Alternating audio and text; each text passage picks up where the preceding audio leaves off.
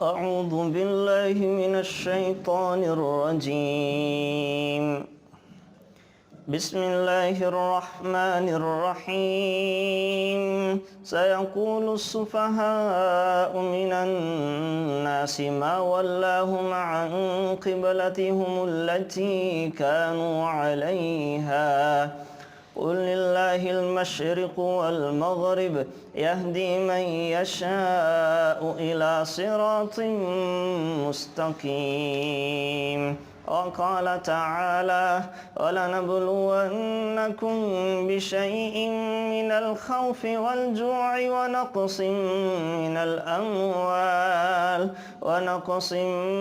من الأموال والأنفس والثمرات وبشر الصابرين الذين إذا أصابتهم مصيبة قالوا إنا لله وإنا إليه راجعون.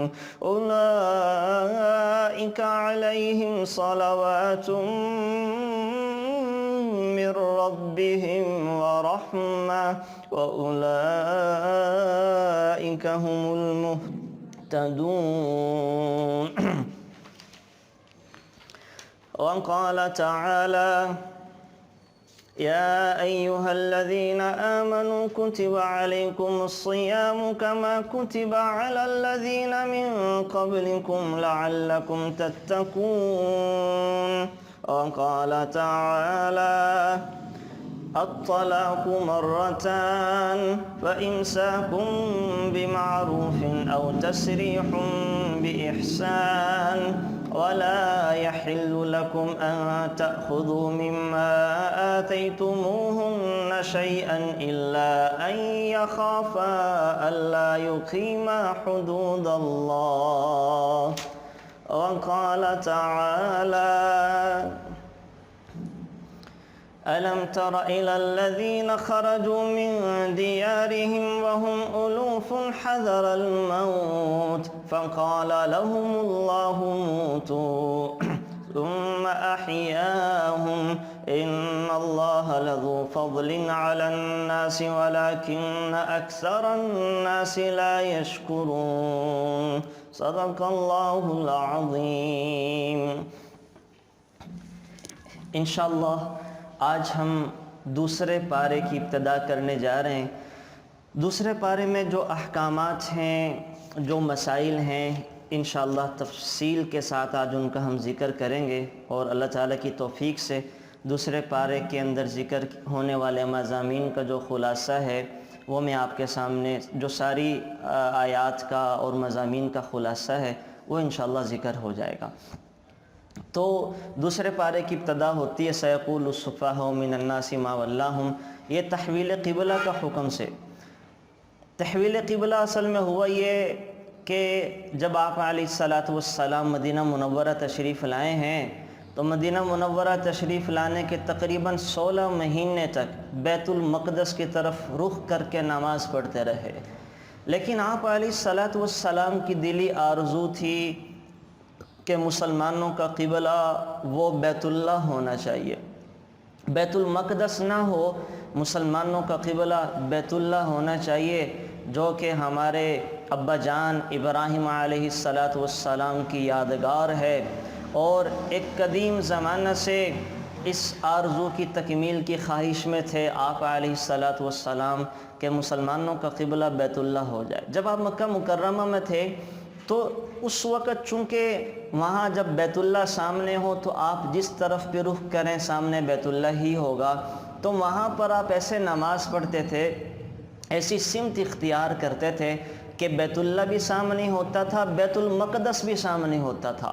لیکن جب مدینہ منورہ تشریف لائے ہیں تو اب ظاہر ہے کہ بیت اللہ تو سامنے نہیں ہے، تو بیت المقدس کی طرف رخ کر کے نماز پڑھنے کا حکم تھا. تو حضور بار بار آسمانوں کی طرف نظریں اٹھا کے دیکھتے تھے، بار بار آسمانوں کی طرف یہ طلبگار نگاہوں سے دیکھتے تھے کہ کب اللہ قبلہ کے بدلنے کا حکم اتاریں گے. اور اس میں آپ علیہ السلام کی آپ ادب دیکھیں کہ آپ علیہ الصلاۃ والسلام کا کمال ادب اور حسن ادب یہ ہے کہ اللہ سے کہہ نہیں رہے ہیں کہ اللہ قبلہ بدل دے، قبلہ بدل دے، قبلہ بدل دے، کہہ نہیں رہے ہیں، بلکہ کیفیت اپنا رہے ہیں۔ آسمان کی طرف نظریں اٹھا کے دیکھتے ہیں، آسمان کی طرف نماز میں اپنی نگاہوں کو بلند کرتے ہیں کہ کب یہ فیصلہ آئے گا۔ تو آپ علیہ الصلاۃ والسلام نے زبان سے نہیں کہا بلکہ اپنی آنکھوں سے ادب کا اظہار کیا کہ کہیں اللہ تعالیٰ کی چاہت اور منشا نہ ہو کہ وہ بیت اللہ کو قبلہ بنائیں، لیکن میری ذاتی طلب اور تمنا یہ ہے کہ اللہ تعالیٰ بیت اللہ کو قبلہ بنا دیں، بیت المقدس قبلے سے ہٹا کر بیت اللہ کی طرف رک کر کے نماز پڑھنے کا حکم دیں۔ حضور کی ذاتی تمنا، ذاتی آرزو یہ تھی۔ لیکن میں پھر عرض کر رہا ہوں، اس کو حسن ادب کہا جاتا ہے کہ کمال کا ادب کہ زبان پر الفاظ نہیں لائے لیکن اپنے حالات سے، کیفیات سے وہ دعا بھی کر ڈالی۔ تو اللہ تعالیٰ نے فوراً آیتیں اتار دیں کہ اب ہم نے آپ کا قبلہ بدل دیا اور آپ کا قبلہ بیت المقدس سے بیت اللہ کو کر دیا گیا ہے۔ یہ قبلہ کے بدلنے کا قصہ ہوا۔ اب جب آپ علیہ الصلاۃ والسلام نے قبلہ بدلا ہے تو تحویل قبلہ کے بعد لوگوں کے اعتراضات شروع ہو گئے، لوگوں نے اعتراضات کرنا شروع کر دیے، مشرکین نے بھی اعتراضات کیے، منافقین نے بھی اعتراضات کیے کہ کیا ہو گیا، یہ قبلہ ہی بدلتے رہتے ہیں۔ اور یہود جو تھے وہ اعتراضات میں سب سے آگے تھے۔ اس لیے دو قسم کے لوگ اعتراض کرتے ہیں، ایک وہ جو ضدی ہوں، ہٹ دھرم ہوں، وہ ضد اور عناد کی وجہ سے اعتراض کرتے ہیں، اور نمبر دو وہ جن کے پاس تھوڑا بہت علم ہو اور وہ اپنے علم کو کم سمجھ رہے ہوں، اگلے کا علم جب ان کے علم سے بڑھ جائے لیکن وہ اپنی کم علمی کو چھپانے کے لیے اعتراضات کرتے ہیں۔ یہودیوں نے بھی ایسا کیا، وہ ضد کی وجہ سے اعتراض کرنے لگے اور کہنے لگے کہ کیوں آپ اپنا قبلہ سے رخ پھیر رہے ہیں، کس چیز نے قبلہ سے پھیر دیا؟ تو اللہ تعالیٰ نے آیت اتاری، سَيَقُولُ السُّفَهَاءُ مِنَ النَّاسِ مَا وَلَّاهُمْ عَنْ قِبْلَتِهُمُ الَّتِي كَانُوا عَلَيْهَا۔ ان بیوقوفوں کو کیا ہو گیا، یہ کہہ رہے کہ قبلہ کیوں پھیر رہے ہیں؟ ان کو بتائیں کہ یہ ساری جہتیں اللہ کی ہیں، بیت المقدس بھی اللہ کا، بیت اللہ بھی اللہ کا، مشرق مغرب بھی اللہ کا، شمال جنوب بھی اللہ کا، سب اللہ کے ہیں۔ اللہ جس طرف کو حکم کریں گے اسی طرف منہ کر کے نماز پڑھنی پڑے گی۔ کسی ایک سمت کے اندر کوئی تقرب اور قرب نہیں ہے، کسی جہت کے اندر کوئی کمال نہیں ہے، نہ بیت اللہ کے اندر کوئی خوبی ہے نہ بیت المقدس کے اندر کوئی خوبی ہے۔ یہ تو اللہ کے حکم کو پورا کرنے میں خوبی ہے، اللہ تعالیٰ کا حکم بجا لانے میں فضیلت کی بات ہے۔ تو اللہ نے کہا کہ یہ جو آپ کو کہہ رہے ہیں کہ آپ نے قبلہ کیوں بدلا، تو ان کو بتا دیں کہ قبلہ بدلنے کا جو حکم میں نے دیا ہے، جہات سمتیں ساری میری ہیں، کل للہ المشرق والمغرب، مشرق بھی میرا، مغرب بھی میرا، شمال جنوب بھی میرا، جس طرف کو میں کہوں گا اس طرف کو منہ کر کے نماز پڑھنا یہی میرا حکم ہے اور یہی میری بجا آوری کو لانا ہے۔ تو یاد رکھیں، یہاں سے یہ بات بھی اللہ تعالیٰ نے ہمیں بتا دی کہ خواہشات کو پورا کرنا عبادت نہیں ہے، بلکہ اللہ تعالیٰ کے حکموں کو پورا کر جانا یہ اصل عبادت ہے، اللہ کے حکموں کو پورا کرنا۔ اللہ تعالیٰ نے ہمیں کہا کہ یہاں پر اپنے آپ جوؤں کو مارا کریں، اپنے بدن کے اوپر بالوں میں جوؤں کو نہیں رکھ سکتے، مردوں سے کہا اپنے بالوں کو زیادہ نہ بڑھائیں، اچھے طریقے سے سنوار کے رکھیں، اپنے ناخن 40 دن سے زیادہ نہ بڑھنے دیں، احکام آ گئی ہے۔ اور جناب وہ سلا ہوا کپڑا پہنیں، مختلف احکام آ گئے۔ آپ جو ہیں وہ دو نمازوں کو ایک وقت میں نہیں پڑھ سکتے، مغرب کو مغرب کے وقت میں پڑھیں گے، عصر کو عصر کے وقت میں پڑھیں گے، ظہر کو ظہر کے وقت میں پڑھیں گے، لیکن یہی احکام جب انسان حرم میں جاتا ہے بدل جاتے ہیں۔ وہاں پر اگر وہ بالوں میں کپڑوں میں جوئیں پڑ گئیں تو ان کو مارنے کی اجازت نہیں ہے۔ احرام لمبا ہو گیا کسی کا 50-60 دن کا یا 2 مہینے کا کسی وجہ سے، تو وہ اپنے بال نہیں کاٹ سکتا، ناخن نہیں ترشوا سکتا، وہاں بال کٹوانے پہ گناہ ملے گا، ناخن ترشوانے پہ گناہ ملے گا۔ وہاں دو نمازیں ایک وقت میں پڑھنے کا حکم دے دیا۔ وہاں اللہ تعالیٰ کہہ رہے ہیں کہ سلے ہوئے کپڑے نہیں پہن سکتے، تو اصل عبادت وہ عبادت کرنے میں نہیں ہے کہ 4 رکعتیں یہ عبادت بن گئی، 3 رکعتیں عبادت بن گئی۔ اصل عبادت وہ اللہ تعالیٰ کا حکم پورا کرنا ہے۔ اللہ کا حکم جو بھی پورا کرے گا اور اللہ کے بتائے نبی کے طریقے کے مطابق پورا کرے گا، وہ اس کی عبادت بن جائے گی۔ تو اللہ نے یہاں بڑے واضح الفاظ میں کہہ دیا کہ قبلہ کے اندر کوئی تقرب اور افضلیت نہیں ہے، میرا حکم پورا کرنے میں ہے۔ پہلے میرا حکم تھا بیت المقدس کی طرف منہ کر کے نماز پڑھیں، آپ وہاں منہ کر کے نماز پڑھتے رہے، آپ کا وہاں منہ کر کے نماز پڑھنا عبادت ہے۔ اب میرا حکم بدل گیا، حکم آ گیا کہ بیت اللہ کی طرف رک کر کے نماز پڑھیں، تو بیت اللہ کی طرف رک کر کے نماز پڑھنا، یہ اس طرف رک کر کے نماز پڑھنا بھی یہ عبادت ہے، یہ عبادت ہے۔ تو یہ اصل عبادت وہ اپنا شوق پورا کرنا نہیں ہے، بلکہ اللہ کے حکم کو بجا لانا ہے۔ میرے پاس ہمارے ایک بزرگ کے پاس ایک آدمی آئے، حضرت نماز پڑھنے کو جی نہیں کرتا، نماز پڑھنے کو جی نہیں چاہتا، تو آپ نے فرمایا کہ لا حول ولا قوت الا باللہ، تم اپنا جی لگانے کے لیے، لذت حاصل کرنے کے لیے، شوق پورا کرنے کے لیے نماز پڑھتے ہو؟ نماز تو اللہ کا حکم پورا کرنے کے لیے پڑھی جاتی ہے۔ اللہ نے بلایا ہے فجر میں، یا اللہ میں حاضر ہوں، ظہر میں بلایا ہے، یا اللہ میں حاضر ہوں، عصر مغرب عشاء میں بلایا ہے، دل کرے نہ کرے یا اللہ میں حاضر ہوں۔ بڑوں کے ہاں تو حاضریاں لگوائی جاتی ہیں۔ ماں باپ اولاد کو کوئی کام کہے، اولاد کا دل کام کاج کو نہیں کرتا، لیکن پھر بھی نہ چاہتے ہوئے پورا کرتے ہیں کہ میری ماں اور باپ نے حکم دیا کرنا چاہیے، کروں گا۔ تو ہمیں اللہ نے جو حکم دیے ہیں، دل چاہے نہ چاہے، نماز میں مزہ آئے نہ آئے، سکون ملے نہ ملے، وسوسے بھلے آتے رہیں، لیکن ہم نے وقت کے اوپر نماز ادا کرنی ہے، یہ ہے اللہ کا حکم۔ اس سے شاید زیادہ ثواب ملے گا بنسبت اس آدمی کے جو خشوع خضوع کے ساتھ، سکون اطمینان کے ساتھ نماز پڑھے، اور ایک آدمی وسوسوں سے لڑ کے اللہ کا حکم پورا کرنے کے لیے نماز پڑھے۔ تو آپ علیہ الصلوۃ والسلام نے فرمایا اس کو اللہ دوہرا اجر عطا فرماتے ہیں، اس کی کوشش کرنے کی وجہ سے۔ نماز بھی پڑھ رہا ہے، شیطان سے بھی لڑ رہا ہے، اللہ اس کو دوہرا اجر عطا فرماتے ہیں بنسبت اس شخص کے، اس آدمی کے جو سکون کے ساتھ اپنی عبادت کر رہا ہے۔ تو بہرحال اس کا خیال رکھا جائے کہ یہ نقطہ آپ ذہن میں بٹھا لیں کہ اصل عبادت اللہ تعالیٰ کے حکم کو رسول اللہ صلی اللہ علیہ وسلم کے طریقے کے مطابق پورا کرنا ہے۔ نمبر 2 بات یہاں پہ، ہمارے گھروں میں بسا اوقات بہت زیادہ وہم یہ کیا جاتا ہے کہ قبلہ میں آپ دیکھیں، جو ایک تو کمپاس سے دیکھ لیا کریں، اگر تھوڑا قبلہ کے اندر کہیں جا کے آپ کو شک ہو رہا ہو، پتہ نہ چل رہا ہو جہت کا، اچھا اگر یہ نہ ہو تو پھر بھی کچھ اگر 5 بندہ سینٹی میٹر وہ کر لے، 10 تک بھی کر لے، 45 ڈگری تک اجازت ہے۔ اگر 45 ڈگری کے زاویہ تک انسان قبلہ سے اپنا رخ ہٹا بھی لے تو تب بھی اس کی نماز ٹھیک ہوگی، نماز میں خلل نہیں آئے گا۔ ہاں اگر 45 ڈگری سے آگے چلا گیا تو تب قبلہ کی سمت بدل گئی، پھر اس کی نماز نہیں ہوتی۔ تو اس میں کوئی بہت زیادہ پریشان ہونے کی ضرورت بھی نہیں ہے، بہت زیادہ وہم بھی نہیں کرنا چاہیے۔ اسی طرح سے اگر کسی نے اپنے گھر میں واش روم بنانے ہیں اور وہ گھر کے اندر واش روم والی جگہ ایسی جگہ پر آ گئی ہے کہ قبلہ کا مسئلہ بن گیا ہے، تو سیٹ کا تھوڑا سا زاویہ چینج کر دیں، تھوڑا سا 5 ڈگری 15 ڈگری چینج کر دیں، تو تب بھی وہ قبلہ سے ہٹ جائے گا، اور قبلہ کی طرف منہ اور پیٹھ کر کے ہم واش روم کرنے والے نہیں ہوں گے۔ تو یہ اس طریقے سے ہم وہ اپنے واش روم بھی اچھے سے تیار ہو سکتا ہے اور قبلہ کی طرف ہمارا رخ اور پشت بھی نہیں ہوگا۔ تو یہ تھوڑا سا زاویہ چینج کر دینے سے یہ مسئلہ حل ہو جاتا ہے، تو اس کا بھی خیال رکھیں۔ نمبر 1 اور چیز یہاں پہ دیکھیں، سیقول السفہاء میں اللہ تعالیٰ نے ہمیں اصل میں عبادت کا مغز بتایا کہ عبادت ہے کیا، اور دعا کا طریقہ بتا دیا۔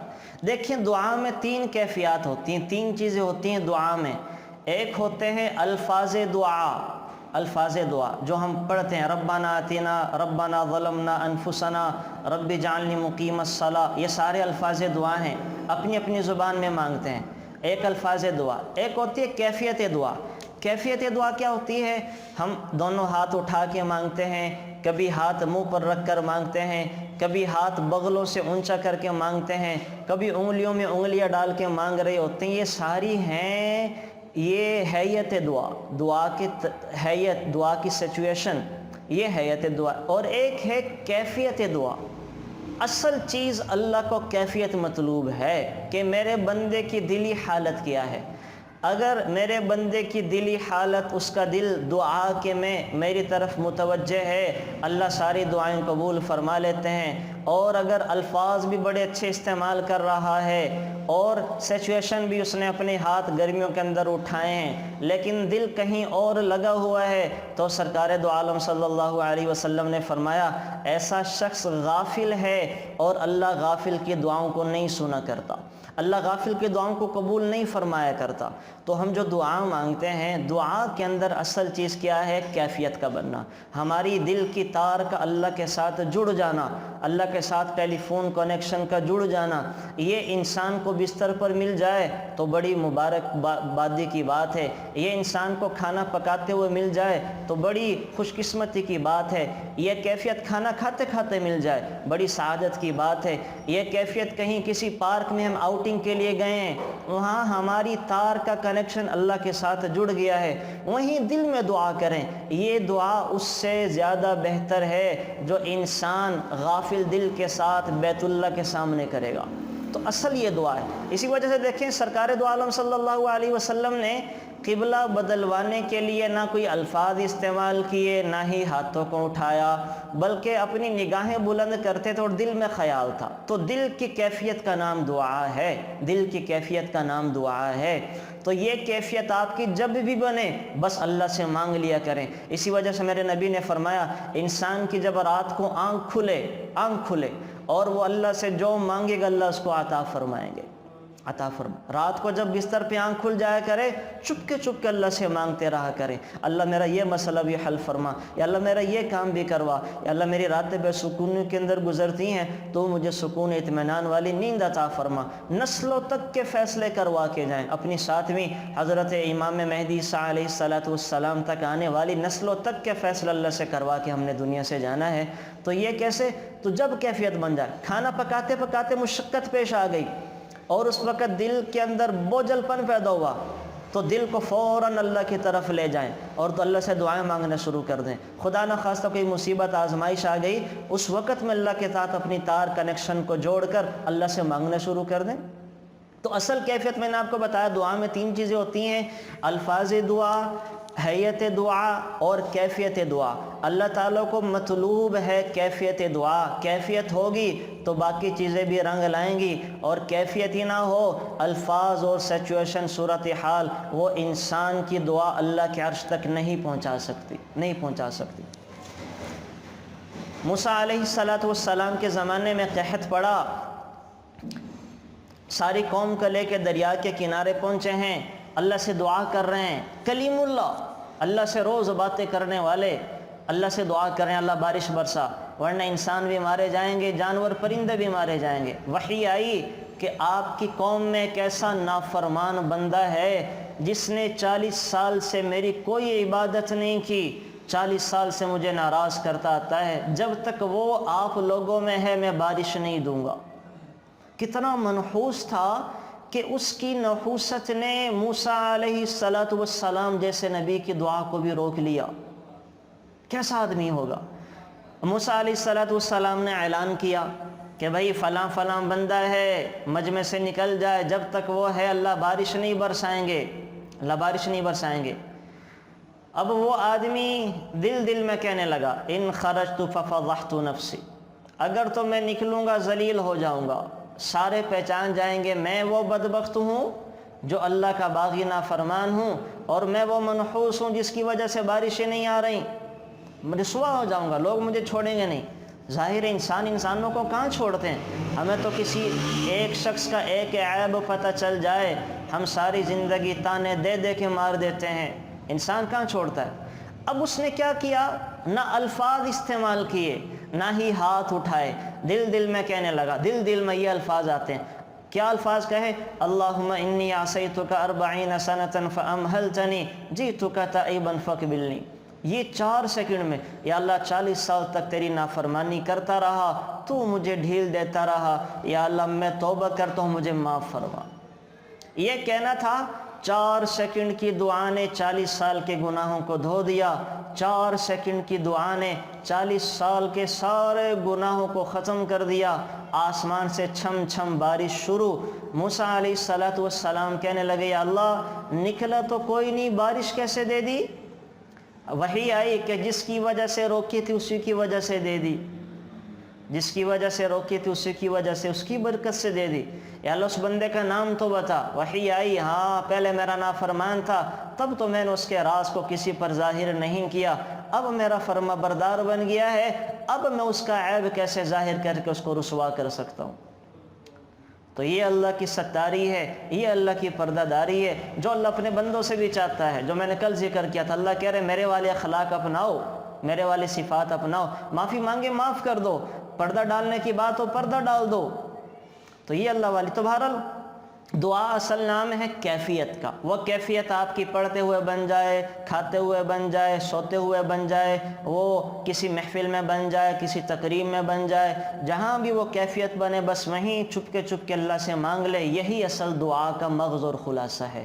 تو بہرحال آپ علیہ السلام نے دعا مانگی، اور آپ علیہ السلام کا میں نے حسن ادب بھی بتا دیا کہ آپ علیہ السلام نے تقاضا نہیں کیا بلکہ دل کے اندر اس کی تمنا اور اظہار کی۔ پھر اللہ تعالیٰ دوسرے رکوع کے اندر فرما رہے ہیں اے ایمان والو تمہیں صبر سے کام لینا چاہیے، اور نماز سے انسان کو صبر ملتا ہے۔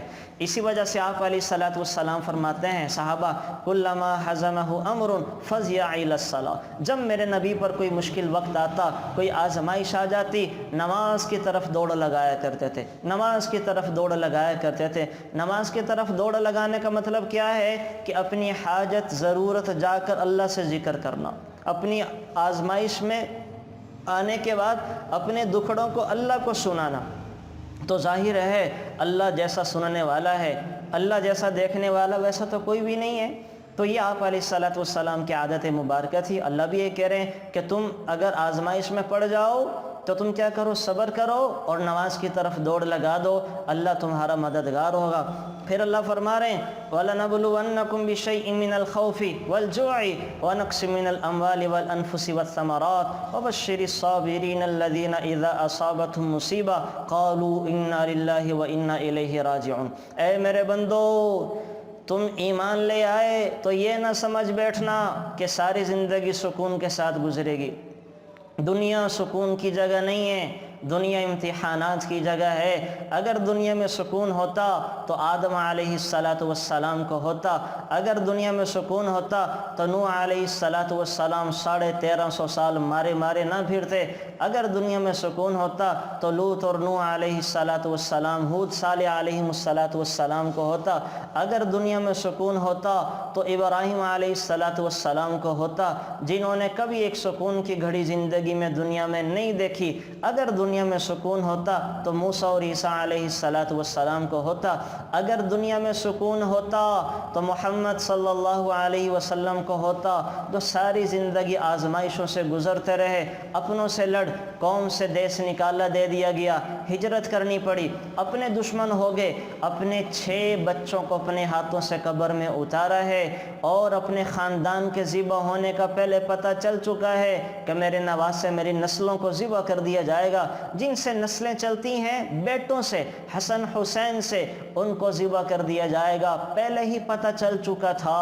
اور پھر سارے اس پاکیزہ اولاد کو آسمان نے دیکھا کہ ذبح کر دیا گیا، اور خون کے اندر ہی یہ تربتر ہو کے رہ گئے۔ تو دنیا کے اندر کسی کو سکون نہیں ہے، یہاں سب امتحان کے اندر ہیں۔ وہی اللہ دوسرے پارے میں یہ 155 نمبر آیت میں بتا رہے ہیں، کیا کہہ رہے ہیں وَلَنَبْلُوَنَّكُمْ بِشَيْءٍ مِّنَ الْخَوْفِ، لوگوں میں تمہیں ضرور آزماؤں گا، تھوڑا سا خوف دے کے تمہارے دل و دماغ میں خوف کے خیالات ڈال دوں گا کہ پتہ نہیں کل کیا ہوگا، پتہ نہیں ہم کیسے سروائیو کر پائیں گے، پتہ نہیں میرے بچوں کا کیا ہوگا، اور حالات ایسے پیدا کر دوں گا جس سے خوف کی کیفیت بن جائے گی۔ پتہ نہیں یہ کرونا ختم ہوگا کہ نہیں ہوگا، پتہ نہیں ہم بچ پائیں گے کہ نہیں بچ پائیں گے، پتہ نہیں ہم زیادہ جی بھی پائیں گے کہ نہیں جی پائیں گے، پتہ نہیں ہمارا کاروبار دوبارہ چلے گا یا نہیں چلے گا۔ یہ خوف ڈال دوں گا، اور کیا کروں گا والجوعی، تو میں بھوک دے کے آزماؤں گا، تمہیں بھوک دے کے آزماؤں گا، میں تم پر فقر و فاقہ ڈال دوں گا، بھوک میں آزماؤں گا کہ بھوک میں تم مجھے یاد کرتے ہو یا مجھے بھول جاتے ہو، بھوک میں لگ کر میرے اور کے در پہ تو ہاتھ نہیں پھیلاتے، یا جب بھوک دیتا ہوں تو میرے در پر لوٹ کر آتے ہو، میں تمہیں اس میں بھی آزماؤں گا۔ وَنَقْصٍ مِّنَ الْأَمْوَالِ، میں تمہارے مال میں کمی کر کے بھی آزماؤں گا، کبھی تمہارا کاروبار ختم کروا دوں گا، کبھی تمہاری ریٹائرمنٹ وقت سے پہلے کروا کے تمہیں پینشن سے یا اور کئی چیزوں سے محروم کروا دوں گا، کبھی تمہارا ویسے اللہ معاف فرمائے، اللہ ہماری حفاظت فرمائے، تمہارے پیسوں کو آگ لگوا کے، چوری کروا کے، ڈاکہ ڈلوا کے کم کروا دوں گا، کبھی کوئی تمہیں دھوکہ دے گا، لوٹ کے لے جائے گا، تمہیں وہ پیسے لے کے بھاگ جائے گا، اس طرح تمہارے پیسے کم کروا دوں گا، تو میں تمہیں آزمائش میں ڈالوں گا۔ والانفسی، کبھی تمہیں میں تمہاری جان کے حوالوں سے نفس میں ڈالوں گا، تمہیں اولاد دوں گا بھی اپنے پاس بلا لوں گا، کبھی بچپن میں، کبھی جوانی میں، کبھی تم بوڑھے ہو جاؤ گے تمہاری اولاد جوان ہوگی، تمہارے بڑھاپے میں تم سے پہلے تمہارے بچوں کو اپنے پاس بلا لوں گا، کبھی ایسے کروں گا۔ والثمرات، کبھی تمہارے باغ ہوں گے، کھیت کھلیان ہوں گے، ان کو اجاڑ کے رکھ دوں گا، فصلیں پکی ہوں گی، بارشوں کو بھیج کر فصلوں کو تباہ کر دوں گا، فصلیں کچی ہوں گی، ابھی نئی نئی کونپلیں پھوٹ رہی ہوں گی، بارش کو بھیج کر، اولوں کو بھیج کر ان کو تباہ و برباد کر دوں گا، تو میں تمہیں ضرور بھی ضرور آزماؤں گا۔ پھر اللہ کیا کہہ رہے ہیں؟ وَبَشِّرِ الصَّابِرِينَ، اے میرے نبی صبر کرنے والوں کو خوشخبری دے دیں، جو لوگ ان آزمائشوں میں آ کر صبر کریں گے، اے میرے نبی ایسے لوگوں کو خوشخبری سنا دیں، اے میرے نبی ایسے لوگوں کو بشارتیں سنا دیں۔ الذین اذا اصابتہم مصیبہ، صبر کرنے والے کون ہیں؟ اللہ صبر کرنے والوں کی ڈیفینیشن کر رہا ہے، اللہ صبر کرنے والوں کی تعریف کر رہے ہیں، وہ کون ہیں؟ قالوا انا للہ وانا الیہ راجعون، اس وقت میں جب مصیبت آتی ہے وہ یہ کہتے ہیں یہ اللہ ہی نے دی تھی، اللہ نے لے لی، اولاد اللہ نے دی تھی، اللہ نے اپنے پاس بلا لی، مال اللہ نے دیا تھا، اللہ نے اپنے پاس بلا لیا، امن کے حالات اللہ لے کر آیا تھا، خوف بھی اللہ لے کر آیا ہے، اللہ پھر امن کے حالات لے آئیں گے، میری جان میرے بچوں کو اللہ نے اپنے پاس بلا لیا، اللہ نے دیے تھے، اللہ ہی کے ہیں، ہمارے کھیت کھلیان کو نقصان پہنچ گیا، یہ کھیت بھی تو اللہ نے دیے تھے، ان میں فصل اگانے کے لیے پیسہ بھی تو اللہ نے دیا تھا، اللہ نے اپنے پاس بلا لیا، یا اللہ ہم اس حال میں تجھ پہ راضی ہیں۔ جو بندہ یہ کہے گا، یہ ہوتا ہے صبر، یہ ہوتا ہے صبر، کہ ہر نقصان کی نسبت اس پر صبر کر کے شریعت کو حکم پورا کر کے یہ پڑھنا انا للہ و انا الیہ راجعون، اس کا مطلب بھی ذہن میں رکھے۔ انا للہ کا مطلب ہوتا ہے یا اللہ ہم تو تیرے ہی ہیں، ہم بھی تو تیرے ہیں، جو آزمائش تو نے مجھ پر دی ہے تیری طرف سے آئی ہے، تو نے ہی دی تھی نعمتیں، تو نے لے بھی لی، تو ہم بھی تو یا اللہ تیرے، ہم نے بھی تیرے پاس آنا ہے لوٹ کے، تو تیرے ہی تھا، تو نے لے لیا، اس میں پریشانی کی کیا بات ہے؟ تو جو لوگ یہ کریں گے، اللہ کیا کہہ رہے ہیں؟ اولئک علیہم صلوات من ربہم ورحمہ، دو انعام دے گا اللہ تعالیٰ۔ اللہ کہہ رہے ہیں میں ان پہ اپنی رحمتوں کی برسات کر دوں گا، اور میں ان پر اپنی رحمتیں برکتیں اتارنا شروع کر دوں گا، دنیا بھی کامیاب کر دوں گا، آخرت کے اندر ان کو پر اپنی چھم چھم نعمتیں رحمتیں برساؤں گا۔ وَأُولَئِكَ هُمُ الْمُهْتَدُونَ، تیسرا انعام، ان لوگوں کو میں آئیڈیل بنا دوں گا، مقتدا بنا دوں گا، یہی لوگ ہدایت یافتہ ہیں جو آزمائش میں اللہ کی طرف رجوع کرتے ہیں، اللہ کہہ رہے ہیں یہی لوگ ہدایت یافتہ ہیں، ان کو دیکھ کر لوگ اپنی زندگیاں گزارا کریں گے، ان کو دیکھ کر لوگ نیکی پہ چلا کریں گے، یہ ہدایت یافتہ ہیں، ان کو میں معیار بنا دوں گا۔ تو کتنی بڑی سعادت کی بات ہے کیسے، لیکن یہاں میں ضرور کہوں گا ہم بڑے کمزور ہیں، ہم بڑے کمزور ہیں، اللہ سے عافیت مانگنی چاہیے، ہم کسی قسم کی آزمائش کے لائق نہیں ہیں، کسی قسم کی آزمائش کے متحمل نہیں ہیں، بس اللہ سے عافیت، سکون، امن مانگنا چاہیے، امن والی زندگی۔ آگے آیات میں اللہ تعالیٰ صفا مروہ سے متعلق ایک حکم بتا رہے ہیں، صفا مروہ سے متعلق حکم کیا ہے؟ اصل میں جب حج کا حکم آیا تو اللہ تعالیٰ نے مسلمانوں سے بھی کہا کہ صفا مروہ کی سعی کیا کرو، صفا مروہ کی سعی کیا کرو۔ تو صفا مروہ کی سعی کرتے ہوئے مسلمان گھبراتے تھے، کیوں گھبراتے تھے؟ ہوا یہ تھا، ایک مرد تھی اور ایک عورت، مرد کا نام تھا اساف عورت کا نام تھا نائلہ، ان دونوں بدبختوں نے بیت اللہ کے اندر بدکاری کی۔ اللہ تعالیٰ نے بیت اللہ کے اندر بدکاری کرنے کی پاداش میں دونوں کو پتھر کا بنا دیا، ان کو سزا دی۔ لوگوں نے عبرت کے طور پر ان کے مجسموں کو نکال کر بیت اللہ سے باہر رکھ دیا۔ لوگ ان کے قریب نہیں آتے تھے، بھاگتے تھے کہ یہ وہ دونوں بدبخت ہیں جنہوں نے بدکاری کی بیت اللہ کے اندر، اور اللہ تعالیٰ نے ان کو پتھروں کا بنا دیا۔ تو آہستہ آہستہ ان دونوں مورتیوں کو، ایک کو رکھ دیا گیا صفا پہ، ایک کو رکھ دیا گیا مروہ پہ، اور صفا مروہ کی سعی کا حکم آ گیا۔ تو مسلمان جب ان کے پاس سے گزرتے صفا مروہ کی سعی کرتے ہوئے تو ڈرتے تھے کہ کہیں ان کی عظمت تو نہیں ہو رہی، ہمارے اس عمل سے کہیں ان کی تعظیم تو نہیں ہو رہی ہے اور ان کی عظمت تو نہیں بڑھ رہی ہے، حالانکہ یہ تو گنہگار ہیں۔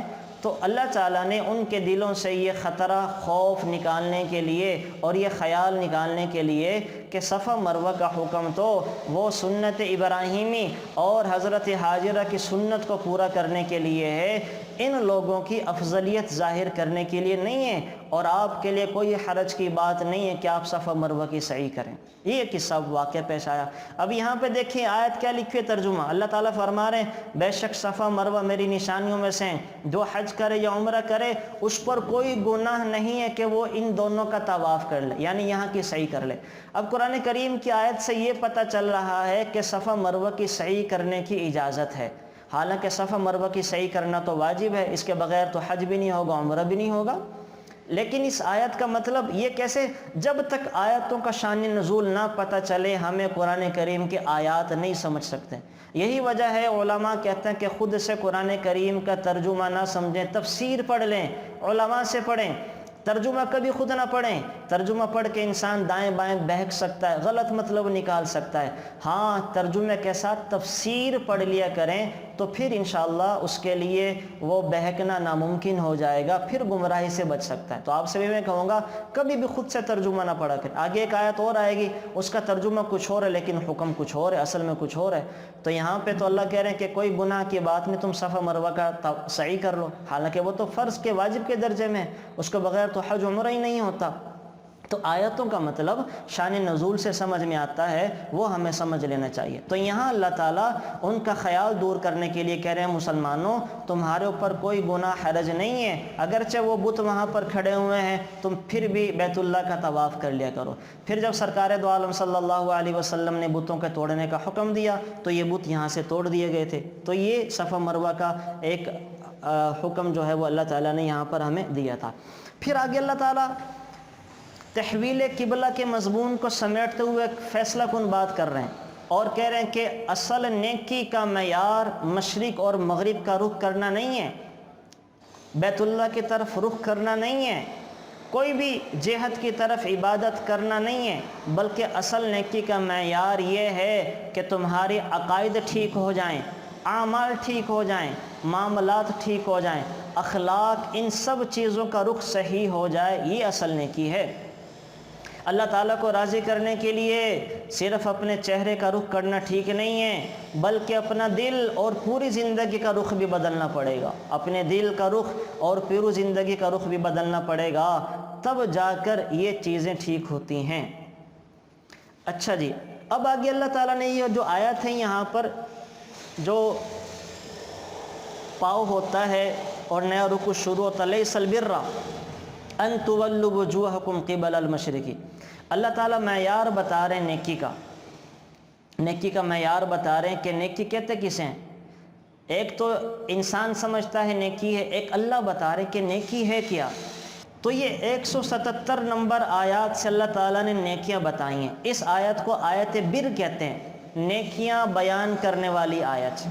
تو اللہ تعالیٰ فرما رہے ہیں لیس البر ان تولوا وجوہکم قبل المشرق والمغرب، نیکی یہ نہیں ہے کہ تم اپنے رخ کو قبلہ ٹھیک کرنے کو ہی لگے رہو، بلکہ اصل نیکی کیا ہے کہ تم اللہ پر ایمان رکھو، اور کیا فرمایا، آخرت کے دن پر ایمان رکھو۔ نمبر 3 فرشتوں پر تمہارا ایمان ہو۔ نمبر 4 آسمانی کتابوں پر تمہارا ایمان اور یقین ہو۔ نمبر 5 اللہ کے باقی نبیوں پر بھی ایمان رکھتے ہو۔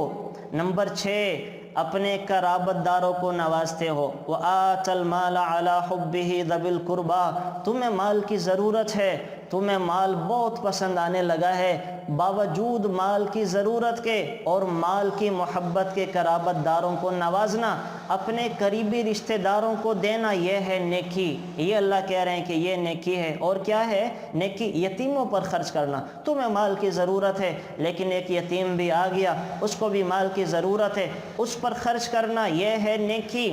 اور کیا ہے؟ مسکینوں پر خرچ کرنا، مال سے محبت کے باوجود مسکینوں پر لگانا، یہ ہے نیکی۔ اور کیا نیکی ہے؟ اللہ کہہ رہے ہیں کہ سوال کرنے والوں کی مالی مدد کرنا، مانگنے والوں کو جو واقعتاً مستحقین ہیں، والسائلین جو مستحقین ہیں، جو اپنے پیشہ ور کے طور پر نہیں مانگ رہے۔ ایک وہ سائل ہوتے ہیں جن کا پیشہ بن چکا ہے، جن کا کام ہی روزانہ ڈیوٹی نوکری مانگنا ہے، تو ان میں سے میں آپ سے کہوں گا جو صحت مند ہیں، ہٹے کٹے ہیں، اپنا پیسہ ان کو دے کر ضائع نہ کیا کریں۔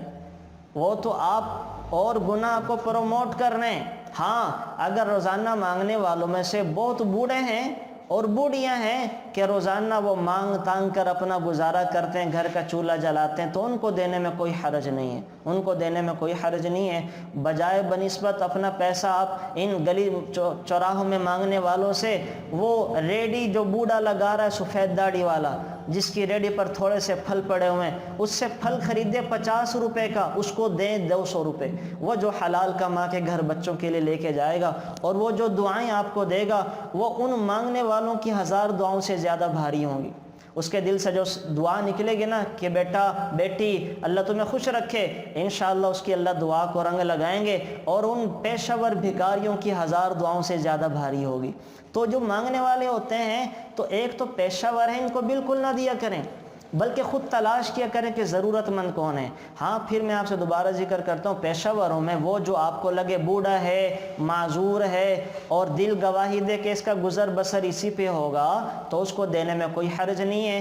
اور بنسبت ان لوگوں کے دینے کے ان کو دیا کریں، ان بوڑھوں کو جو ریڈی لگا کر کھڑے ہوئے ہیں، ان کو دینے میں انشاءاللہ زیادہ اجر اور فائدہ ہمیں ملے گا۔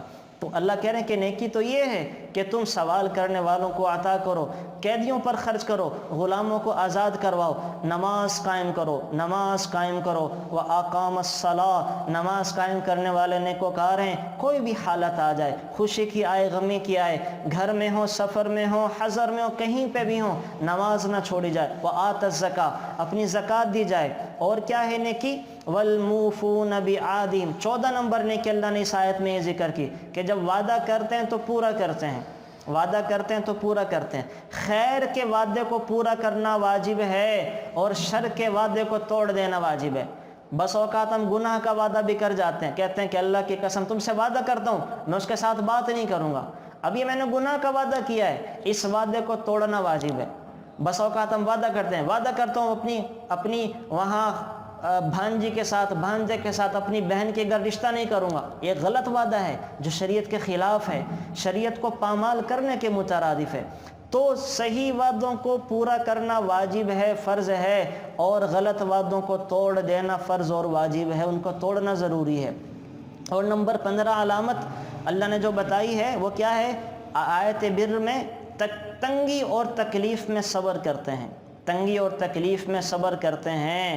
کوئی تنگی آ جائے، کوئی آزمائش آ جائے تو ایمان والے صبر کرتے ہیں۔ صبر کا مطلب سمجھ لیں، صبر ہوتا ہے ہر حالت میں اللہ کے حکم کو پورا کرنا، یہ ہوتا ہے صبر۔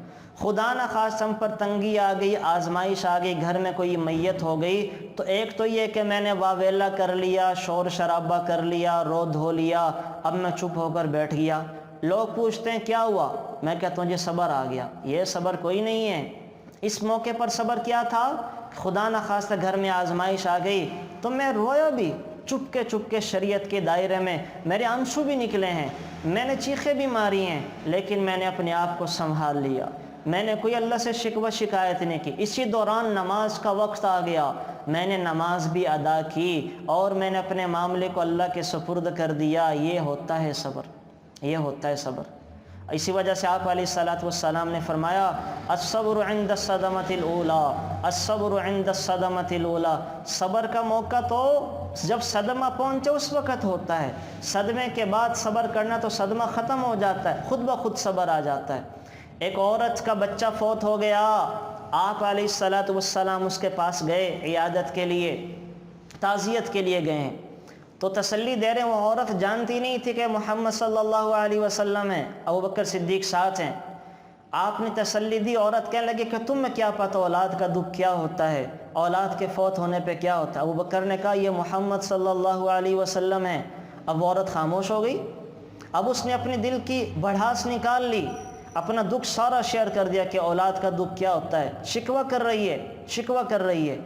تو آپ علیہ الصلوۃ والسلام نے اس وقت فرمایا تھا الصبر عند الصدمۃ الاولی، صبر کا موقع تو تم نے کھو دیا، جب صدمہ پہنچے اس وقت گناہ سے رک جانا، شریعت کی حدود میں رہنا، یہ ہوتا ہے صبر، یہ ہوتا ہے صبر۔ اور اللہ صبر کرنے والوں کو کتنا دیں گے؟ اللہ کی قسم، قرآن کریم کے اندر سب سے بڑی آیت جو ثواب کے اعتبار سے وہ صبر کرنے والوں کے لیے۔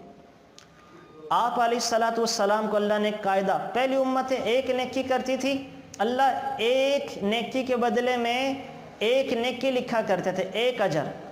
آپ علیہ الصلوۃ والسلام کے لیے اللہ نے ضابطہ بدلا، اللہ نے کہا من جاء بالحسنۃ فلہ عشر امثالہا، اے میرے نبی جی آپ کی امت میں سے جو ایک نیکی کرے گا ہم اس کو 10 عطا کریں گے۔ میرے نبی نے فرمایا یا رب زد امتی، یہ تھوڑا ہے 10، میں 10 پہ راضی نہیں ہوں، اور دیں۔ اللہ نے آیت اتاری من ذا الذی یقرض اللہ قرضا حسنا فیضاعف له اضعافا کثیرہ، جو آپ کی امت میں سے لوگوں کو قرض حسنہ دیں گے تو میں ان کے اجر کو کئی گنا بڑھا دوں گا، کئی گنا بڑھا، 70 تک اجر دوں گا، 70 نیکیوں کے برابر۔ آپ علیہ الصلوۃ والسلام نے فرمایا یا رب زد امتی، اللہ یہ تو تھوڑا ہے، میں اس پہ راضی نہیں ہوں۔ اللہ نے اور آیت اتار دی مثل الذین ينفقون اموالهم فی سبیل اللہ کمثل حبۃ انبتت 7 سنابل فی کل سنبلۃ 100 حبۃ واللہ یضاعف لمن یشاء، آپ کی امت میں سے جو میرے بندوں پر خرچ کریں گے میں ان کے 1 روپے کو بڑھا کے 700 تک لے جاؤں گا، 700 تک لے جاؤں۔ اور روایات سے پتہ چلتا ہے کہ اللہ کے رستوں میں اگر وہ خرچ کیا جائے تو اللہ 49 کروڑ تک کا اجر دیتے ہیں، 49 کروڑ کا۔ آپ علیہ الصلوۃ والسلام نے فرمایا یا رب زد امتی، اللہ یہ بھی تھوڑا ہے، میں اس پہ راضی نہیں ہوں، میں اس پہ راضی نہیں ہوں۔ اللہ نے پھر یہ آیت اتاری تھی وبشر الصابرین، اے میرے نبی پھر آپ صبر کرنے والوں سے کہیں، شرط میری بھی ایک ہے، آپ کی امت کو میں اپنی شایان شان دوں گا، بلا حساب و کتاب دوں گا، گن گن کے نہیں دوں گا، میں رب اپنی شایان شان دوں گا، لیکن کن کو؟ انما یوفی الصابرون اجرہم بغیر حساب، جو آپ کی امت میں سے صبر کرنے والے ہوں گے، جو صبر کرنے والے ہوں گے، جو ہر حالت میں دین پر ڈٹے رہیں گے، جو ہر حالت میں میرے اور میری نبی کی اتباع کریں گے، ایسے لوگوں کو میں بلا حساب و کتاب عطا کروں گا۔ تو جتنا بدلہ اللہ صبر کرنے والوں کو دے رہے ہیں کسی کو بھی نہیں دے رہے۔ تو اس آیت کے اندر ہمیں یہ بتا دیا۔ تو بہرحال یہ آیت تھی، آیت بر اسے کہتے ہیں۔ اس میں اللہ تعالیٰ نے 16 وہ بتائے ہیں احکام اور کرنے کے کام کہ جو انسان کی نیکی کے لیے کافی ہوتے ہیں اور شافی ہوتے ہیں۔ تو بہرحال اس آیت میں اللہ تعالیٰ یہ بتا رہے ہیں کہ یہ 16 قواعد ہیں، اصل میں 16 قواعد، اور یہ زندگی کے ہر شعبہ سے متعلق ہے۔ معاملات بھی آ گیا، اخلاقیات بھی آ گیا، معاشرت بھی آ گئی، اور اس میں ہر جگہ کا دین آ گیا، گھر کا بھی دین آ گیا، بازار کا بھی آ گیا، مسجد کا بھی آ گیا، مدرسے کا بھی آ گیا، سیاست اور حکومت کا بھی آ گیا، ہر جگہ کا دین جو ہے وہ اس آیت بر میں اللہ تعالیٰ نے ذکر کر دیا۔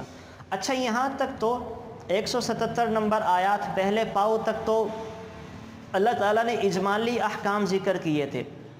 اب تفصیلی احکام اللہ تعالیٰ ذکر کرنا چاہ رہے ہیں، تفصیلی احکام بتا رہے ہیں۔ تفصیلی حکم میں سے کچھ یہ پہلے گزر گیا، صفا مروہ کا جو حکم تھا اس کے بارے میں نے بتا دیا۔ پھر اللہ تعالیٰ نے مشرکین کے بارے میں ذکر کیا ہے کہ مشرکین نے کیا کیا، کئی چیزوں کو اپنے اوپر خود حلال کر لیا، کئی چیزوں کو حرام کر لیا، جن چیزوں کو چاہتے حلال کر لیتے، جن کو چاہتے حرام کر لیتے۔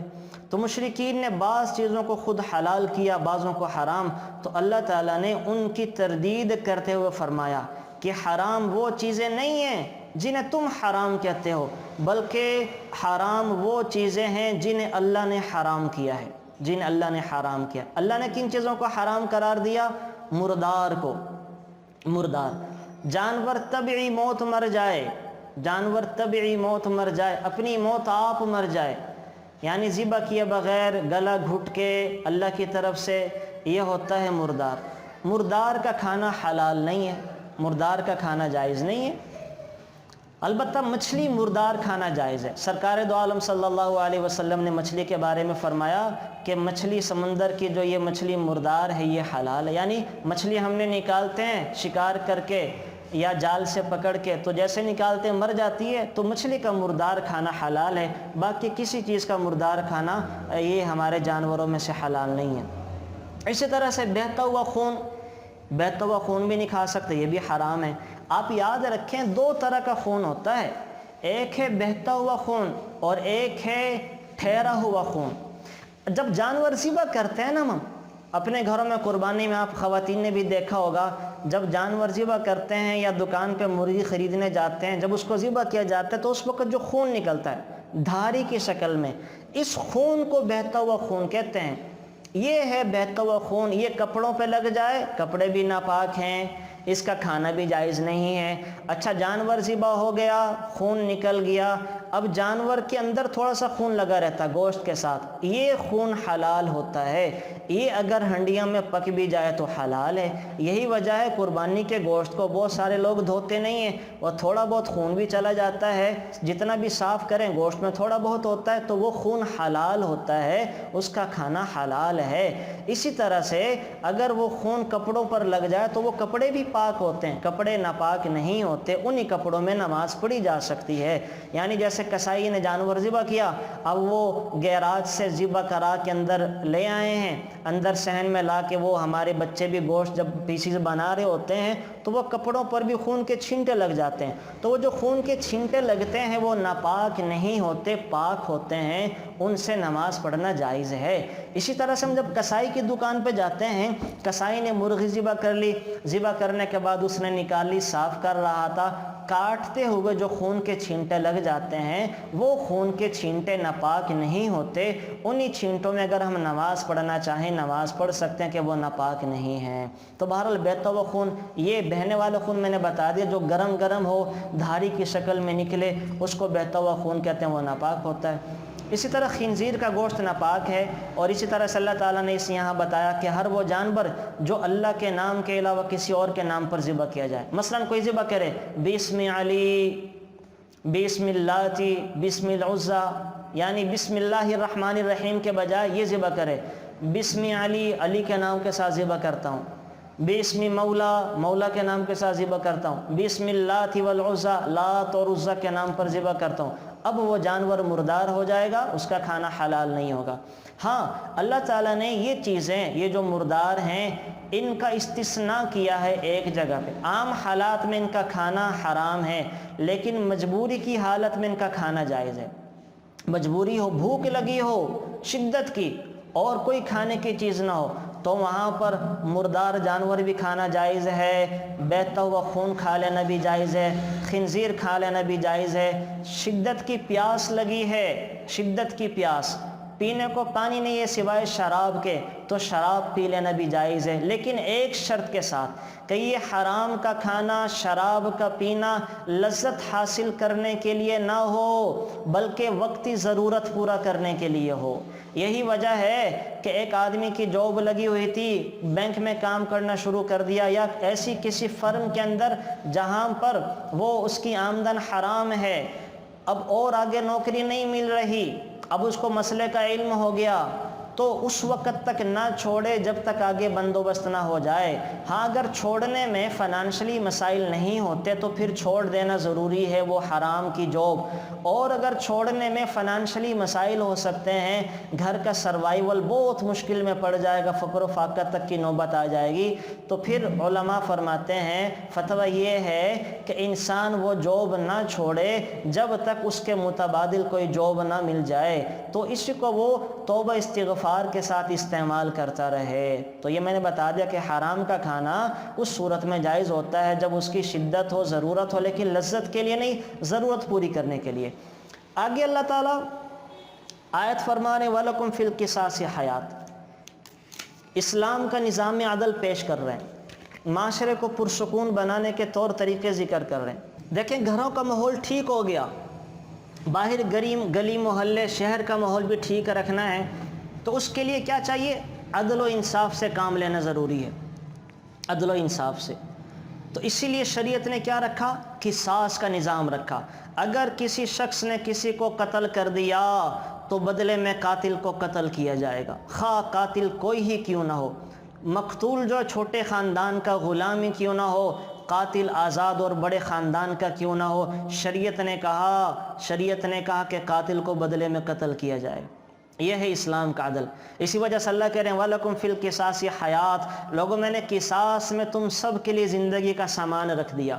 جب قاتل کو اپنے جرم کی سزا ملنے کا یقین ہوگا، وہ شدید غصے میں بھی اپنے ہاتھوں کو قتل سے روک لے گا۔ اس کو پتہ ہوگا اگر میں نے قتل کر دیا مجھے سولی پہ لٹکا دیا جائے گا، میں بچوں گا نہیں، وہ اپنا ہاتھ روک لے گا۔ لیکن جہاں قاتل کو یقین نہ ہو، اس کو پتہ ہو کہ میں پیسے دے کے چھوٹ جاؤں گا، اس کو پتہ ہو میں رشوت دے کے چھوٹ جاؤں گا، وہ کئی لوگوں کو قتل کرے گا، وہ کئی لوگوں کو مارے گا۔ تو اسلام تو کیا، اللہ تو کہہ رہے ہیں کہ قصاص میں حیات ہے۔ جب ایک قاتل کو سولی پہ لٹکایا جائے گا تو لوگ اس کو دیکھ کر عبرت حاصل کریں گے، آئندہ شدید غصے میں بھی قتل کرنے سے بچ جائیں گے۔ میرے پاس سعودیہ سے ایک لڑکے کا فون آیا، آپ کو پتہ سعودیہ میں اگر کوئی چوری کر لے ہاتھ کاٹ دیتے ہیں، وہاں چوریاں ہیں ہی کوئی نہیں، لوگ اپنی سونے کی مارکیٹیں حرم کے سامنے کھلی چھوڑ کے چلے جاتے ہیں اور منو سونا پڑا ہوتا ہے، کبھی کسی کی چوری نہیں ہوتی۔ کیوں؟ ان کو پتہ ہے اگر پکڑا گیا نا ساری زندگی تباہ ہو جائے گی۔ ایک لڑکے کا فون آیا میرے پاس، مفتی صاحب میں نے والیٹ اٹھا لیا کہیں سے، میں کیا کروں؟ اب وہ ڈر رہا تھا کہ میں واپس بھی کرنا چاہ رہا ہوں، اگر میں واپس کرتا ہوں تو شک کیا جائے گا مجھ پر کہ میں نے چرایا تھا، اس میں اس کے آئی ڈی کارڈ وغیرہ ہیں، قیمتی چیزیں ہیں، تو اگر مجھے کسی نے دیکھ لیا تو میں مشکل میں پڑ جاؤں گا، میں کیا کروں؟ یعنی ایک آدمی نے والیٹ اٹھا لیا، وہ ڈر رہا ہے، وہ پاکستانی، یہاں آ کے کوئی نہیں ڈرتا، وہاں ڈر رہا ہے اس خوف سے کہیں میرا ہاتھ نہ کاٹ دیا جائے۔ اس کو پھر میں نے طریقہ بتایا کہ وہ کسی گھر میں ڈال دو آئی ڈی کارڈ وغیرہ، تاکہ وہ جس کو ملے گا وہ وہاں اس تک پہنچا دے گا۔ تو اتنا خوف ہوتا ہے اللہ کے حکموں کو پورا کرنے میں، لیکن اللہ معاف فرمائے ہمارے ہاں جو حکومتیں ہیں اور نظام چلتا آ رہا ہے، ہم قصاص والے پہلو سے دور ہیں، اسی وجہ سے جرائم بڑھ گئے۔ چور کا ہاتھ کاٹا جائے کبھی بھی چوریاں نہ ہو، ڈاکوؤں کے ہاتھ اور پاؤں کاٹے جائیں، ڈاکو اور ہاتھ وہ اپنے ڈاکو چھوٹ جائیں، بدکار کو کوڑے لگائے جائیں تو کبھی کوئی بدکاری نہ کرے، اور قاتل کو سولی پہ لٹکایا جائے تو لوگ قتل کرنا چھوڑ دیں۔ لیکن اللہ معاف فرمائے ہمارے ہاں تو انگریزوں کا نظام ہے، ہم اس میں جکڑے ہوئے ہیں، شریعت کے نظام سے جب دور بھاگیں گے تو پھر یہی حالات ہوں گے جو ہمارے دیش میں ہیں، ہمارے دیش میں۔ تو بہرحال اسلام کا نظام عدل ہے کہ ایک قاتل کو سولی پر لٹکا کر باقی سارے معاشرے کو جرائم سے اور لٹنے سے اور قتل سے بچا لیا جاتا ہے۔ تو اسلام نے یہاں دو چیزیں قتل کی سزا میں عدل ہے، قاتل کو قتل کیا جائے، یہ اگر قتل کرے گا تو عدل کا مطلب ہوتا برابری ہو گئی، اور اگر مقتول کے رشتہ دار قاتل کو معاف کر دیں یا اس سے دیت لے لیں تو اللہ نے اس کو احسان کہا۔ یہ بھی جائز ہے، یہ بھی جائز ہے کہ مقتول کے رشتہ دار قاتل کو معاف کر دیں یا پیسے لے کر اس کی جان چھوڑ دیں، تو یہ احسان ہے کہ مقتول کے ورثاء نے قاتل پر احسان کر دیا، یہ احسان ہوگا۔ اچھا آگے اللہ تعالیٰ وصیت کو ذکر کر رہے ہیں کہ جب کوئی انسان مرنے لگے تو مرنے سے پہلے وصیت کرنا۔ اب یہ جو آیت تھی آیت وصیت، کتب علیکم اذا حضر احدکم الموت ان ترک خیر الوصیہ، کہ اگر تم میں سے کوئی مرنے لگے تو تم پر وصیت کرنا لازمی تھا۔ یہ جو سورۃ النساء کی میراث والی آیتیں ہیں، میراث والے احکامات ہیں، ان سے پہلے وصیت کرنا فرض تھا کہ جب انسان مرنے لگے تو اس کے ذمہ لازمی تھا کہ وہ وصیت کر کے جائے کہ میرا کتنا مال کتنے کو دینا ہے، کتنا مال کتنے کو دینا ہے۔ اب یہ دیکھیں یہ آیت منسوخ ہو گئی۔ اب آپ یہاں سورہ بقرہ میں پڑھیں گے تو آپ کو کہیں بھی نہیں ملے گا منسوخ ہو گئی، حالانکہ یہ تو مفتیان کرام بتائیں گے یا علماء بتائیں گے کہ یہ آیت میراث والی آیت سے اللہ نے ختم کر دی۔ اب وصیت کرنا لازمی نہیں ہے۔ آپ میری بات سمجھ رہے ہیں کہ پہلے وصیت کرنا فرض تھا، مرنے والا خود وصیت کر کے جاتا تھا کس کو کتنے حصے کتنے پیسے دینے شروع اسلام میں، لیکن بعد میں اللہ تعالیٰ نے میراث کی آیتیں اتار دیں کہ بیٹوں کو دگنا ملے گا، بیٹیوں کو ایک حصہ ملے گا، خامند کو چوتھا ملے گا، بیوی کو 8واں حصہ ملے گا۔ یہ احکامات اتار دیے۔ پہلے جو ہے وہ خود انسان طے کرتا تھا کس کو کتنا دینا ہے، تو اب تو طے ہو گیا۔ اب جو ہے البتہ اب جب ورثاء کے حصے طے کر دیے تو مرنے والا یا جو مرنے کے قریب ہو، بیماری میں ہو، تو وہ اب وارثوں کے لیے وصیت نہیں کر سکتا۔ اسی وجہ سے سرکار دو عالم صلی اللہ علیہ وسلم نے فرمایا لا وصیت لوارث، وارث کے لیے وصیت نافذ نہیں ہو سکتی۔ کوئی ماں اور باپ فوت ہونے لگے ہیں، اپنے کسی لاڈلا بیٹا اور بیٹی کے بارے میں کہہ کے چلے جاتے ہیں کہ بھائی میرا یہ گھر اس کو دے دینا۔ اب شریعت کہتی ہے ماں اور باپ کی یہ بات نہیں مانی جائے گی، اس لیے کہ اب یہ مرنے والا ہے، اس کے باتوں کا کوئی اعتبار نہیں ہے، کوئی اعتبار نہیں ہے۔ تو یہ حکم ایسے، اس کے اندر ہم بہت بڑی غلطی کرتے ہیں۔ جو کچھ کرنا ہے پہلے کر کے رکھا کریں۔ مرتے وقت ورثاء کو وصیت نہیں کر سکتے۔ ہاں مرتے وقت اپنے 1/3 میں سے ہم اوروں کے لیے وصیت کر سکتے ہیں، اوروں کے لیے، اپنے رشتہ داروں کے لیے، مسجد مدرسے کے لیے، خانقاہوں کے لیے، اللہ کے بندوں کے لیے، اس میں سے وصیت نافذ ہوگی۔ اور بلکہ کر کے جایا کریں۔ مرنے کے بعد ورثاء اپنے مورث کے مال میں سے کوئی صدقہ خیرات نہیں کرتے، حالانکہ مرنے والے کی نمازیں رہ جاتی ہیں، وہ وصیت کر کے جائے کہ میرے 1/3 میں سے میری نمازوں کا فدیہ دیا جائے۔ مرنے والے کے روزے رہ جاتے ہیں، اسے چاہیے وصیت کر کے جائے میرے پیسوں میں سے میرے روزوں کا کفارہ ادا کیا جائے۔ مرنے والے کے ذمہ حج فرض تھا، اس کو چاہیے کہ وصیت کر کے جائے میرے 1/3 میں سے یہ میرے پیسوں سے حج کیا جائے تاکہ میں اللہ کے ہاں جا کے جواب دینا ہوں۔ کتنی بڑی حماقت کی بات ہے کہ لاکھوں کروڑے چھوڑ گئے ورثاء کے لیے، اپنی نمازوں کا بھی فدیہ نہیں دیا، روزے چھوٹ گئے تو ان کا فدیہ بھی نہیں دیا، حج فرض تھے ان کا فدیہ بھی نہیں دیا، قربانیاں تھی ان کا فدیہ بھی نہیں دیا، کفارہ نہیں دیا، ذمے میں قسمیں تھی اور کفارے تھے ان کا پیسہ بھی نہیں دیا، سارا ورثاء کو دے کے چلے گئے، وہ اپنی عیاشی میں اڑائیں گے اور ہم اللہ کے ہاں گناہ لے کے چلے جائیں۔ تو یہ بڑے گھاٹے کا سودا ہے۔ تو اس میں آپ سے ضرور کہوں گا کہ اپنی نمازیں ہیں وہ ادا کرنے کی کوشش کریں، بالغ ہونے کے بعد سے نمازیں فرض ہیں ادا کرنے کی، پوری کرنے کی کوشش کریں۔ اور اگر ہم سے رہ جاتی ادا نہیں ہوتی، یا روزے ہیں بالغ ہونے کے بعد کوئی چھوٹ گئے ہیں، تو ان روزوں کا یا تو ہم رکھیں یا پھر اپنے مال میں سے ان کا کفارہ اور فدیہ ادا کرنے کی وصیت کر کے جائیں، اس میں سے وصیت ہو سکتی ہے۔ تو ورنہ تو ہمارے ورثاء سارا پیسہ ہضم کر جائیں گے۔ تو ورثاء کے لیے اب 2 باتیں اس کے اندر اہم ہیں۔ وارثوں کے لیے وصیت نہیں کی جا سکتی، وارثوں کے حصے اللہ تعالیٰ نے خود طے کر دیے ہیں۔ اگر وارثوں کو کوئی اضافی دینا چاہیں تو زندگی میں دے دیا کریں، جس کو ہبہ کہتے ہیں، ہدیہ کہتے ہیں، وہ انسان کی مرضی، جس کو جتنا چاہے دے دے۔ لیکن جب بیماری لگ گئی اور اسی بیماری میں اس کی موت واقع ہونے والی ہے تو پھر اس بیماری میں وہ وصیت وارثوں کے لیے نہیں کر سکتا۔ اسے چاہیے کہ اپنے ذمے جو ادائیگیاں ہیں کفاروں کی، فدیوں کی شکل میں، ان کی وصیت کر دے تاکہ اللہ تعالیٰ کے پاس وہ اپنا حساب کتاب صاف اور چکتا کر کے جائے۔ تو یہ جو ہے ایک اہم بات تھی یہاں پہ وصیت کے حوالے سے۔ انشاءاللہ اس کے اوپر پھر کبھی ڈیٹیل سے بات کریں گے، چیزیں زیادہ رہ گئی ہیں، ٹائم تھوڑا ہے۔ اب آگے جو اللہ تعالیٰ اس بارے میں اللہ تعالیٰ نے وہ اس کو روزے کو فرض فرما دیا اور روزے کا مقصد بھی بتا دیا۔ یا ایھا الذین آمنوا کتب علیکم الصیام کما کتب علی الذین من قبلکم لعلکم تتقون۔ اے ایمان والو، تم سے پہلے لوگوں پر بھی روزے رکھے گئے تھے، روزے فرض تھے، وہ بھی رکھتے تھے، تم پر بھی فرض ہیں۔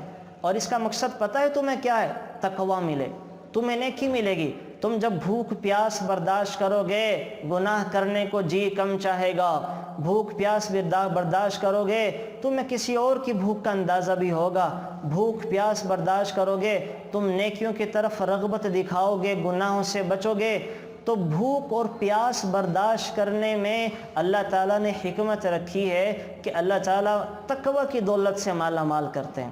تو روزے کا فائدہ کیا ہے؟ اگر آپ سے کوئی پوچھے اللہ تعالیٰ نے قرآن کریم میں روزے کا فائدہ کیا بتایا ہے، تو آپ سورہ بقرہ کی آیت سنا دیں، یا ایھا الذین آمنوا کتب علیکم الصیام کما کتب علی الذین من قبلکم لعلکم تتقون۔ یہ 183 نمبر آیت ہے۔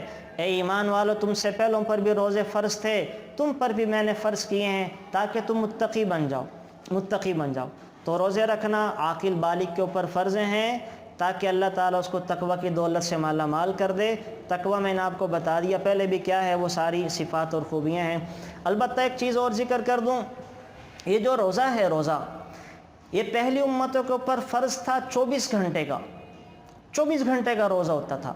رات کو مغرب کے بعد وہ کھا پی لیتے تھے، کھانے پینے کے بعد اگر کوئی سو جاتا تھا تو ان کا روزہ شروع ہو جاتا تھا۔ سحری نہیں تھی ان کے ہاں، سحری نہیں تھی، کھانے پینے سے روزہ شروع ہو جاتا تھا، سحری تھی کوئی نہیں۔ تو شروع اسلام کے اندر بھی ایسے تھا۔ ایک صحابی تھے قیس بن سریمہ رضی اللہ تعالی عنہ، سارا دن انہوں نے کھیتوں میں کام کاج کیا، شام کو گھر تشریف لائے تو بیوی سے کہنے لگے کچھ کھانے کو ہے؟ روزے سے ہوں، رمضان کے روزے تھے۔ بیوی نے کہا نہیں، کچھ کھانے کو تو نہیں ہے، میں اڑوس پڑوس سے مانگ کر لے کر آتی ہوں، کچھ آپ کے لیے بنا دیتی ہوں۔ اب وہ بیچارے صحابی سارا دن کے کام کاج کے تھکے ہوئے، ادھر بیوی کچھ لینے کے لیے دائیں بائیں گئی ہے، ادھر یہ بستر پر لیٹ کر سو گئے۔ بستر پر لیٹ کر جب سوئے ہیں تو بیوی جب واپس آئی تو آ کر ہکا بکا رہ گئی اور کہنے لگی او ہو، اب تو سارم ہلاک ہو گیا، اب اس کا کیا بنے گا؟ اب جب سارم کو اٹھایا تو روزہ شروع ہو گیا تھا، اس لیے کہ میں نے بتایا ان کا روزہ وہ مغرب کے بعد کھانے پینے پہ ختم ہو جاتا تھا اور دوبارہ سونے سے شروع ہو جاتا تھا۔ وہ سو گئے، سوئے تو روزہ شروع ہو گیا، روزہ رکھا، سارا دن پھر کام کاج کیا۔ ظہر میں وہ تشریف لائے، وہاں مسجد کے اندر جب تشریف لائے تو وہیں گر پڑے، موسم سخت تھا، وہیں گر پڑے۔ تو آپ علیہ الصلوۃ والسلام نے جب پتہ کیا ہوا تو صحابہ نے بتایا کہ بغیر سحری کھائے روزہ رکھ لیا، گر پڑے۔ تو حضور کے دل میں بڑا داعیہ پیدا ہوا کہ اللہ کرے ہمارا روزہ چھوٹا ہو جائے۔ تو اللہ تعالیٰ نے پھر آیتیں اتار دی، کلوا واشربوا حتی یتبین لکم الخیط الابیض من الخیط الاسود من الفجر ثم اتموا الصیام الی اللیل۔ تم ساری رات کھاؤ پیو، صبح طلوع آفتاب تک کھاؤ پیو، طلوع آفتاب تک کھاؤ پیو، جب تک سفید دھاگا کالے دھاگے سے جدا نہ ہو جائے تم کھاتے پیتے رہو۔ تو اس وقت سے پھر اللہ نے ہم پر رحمت کی کہ ہمیں مغرب سے لے کے صبح فجر تک کھانے پینے کی، سونے کی، آرام کرنے کی اجازت دی اور ہمارا روزہ چھوٹا کر دیا۔ اچھا، اس آیت سے ایک لطیفہ بھی آپ کو میں سنا دوں۔ یہ جو اللہ نے آیت اتاری ہے نا، اس کا لفظی ترجمہ ہے کھاؤ پیو جب تک سفید دھاگا کالے دھاگے سے الگ نہ ہو جائے۔ ایک صحابی تھے عدی بن حاتم، انہوں نے اس کا یہی مطلب سمجھا۔ انہوں نے کیا کیا، وہ رات کو اپنے تکیے کے نیچے 2 رسیاں رکھ لی، ایک سفید رنگ کی رسی، ایک کالے رنگ کی رسی، 2 رسیاں رکھ لی اور ساری رات وہ کھاتے پیتے رہے اور وہ صبح جب ہوئی تو دونوں رسیوں کو دیکھتے رہے۔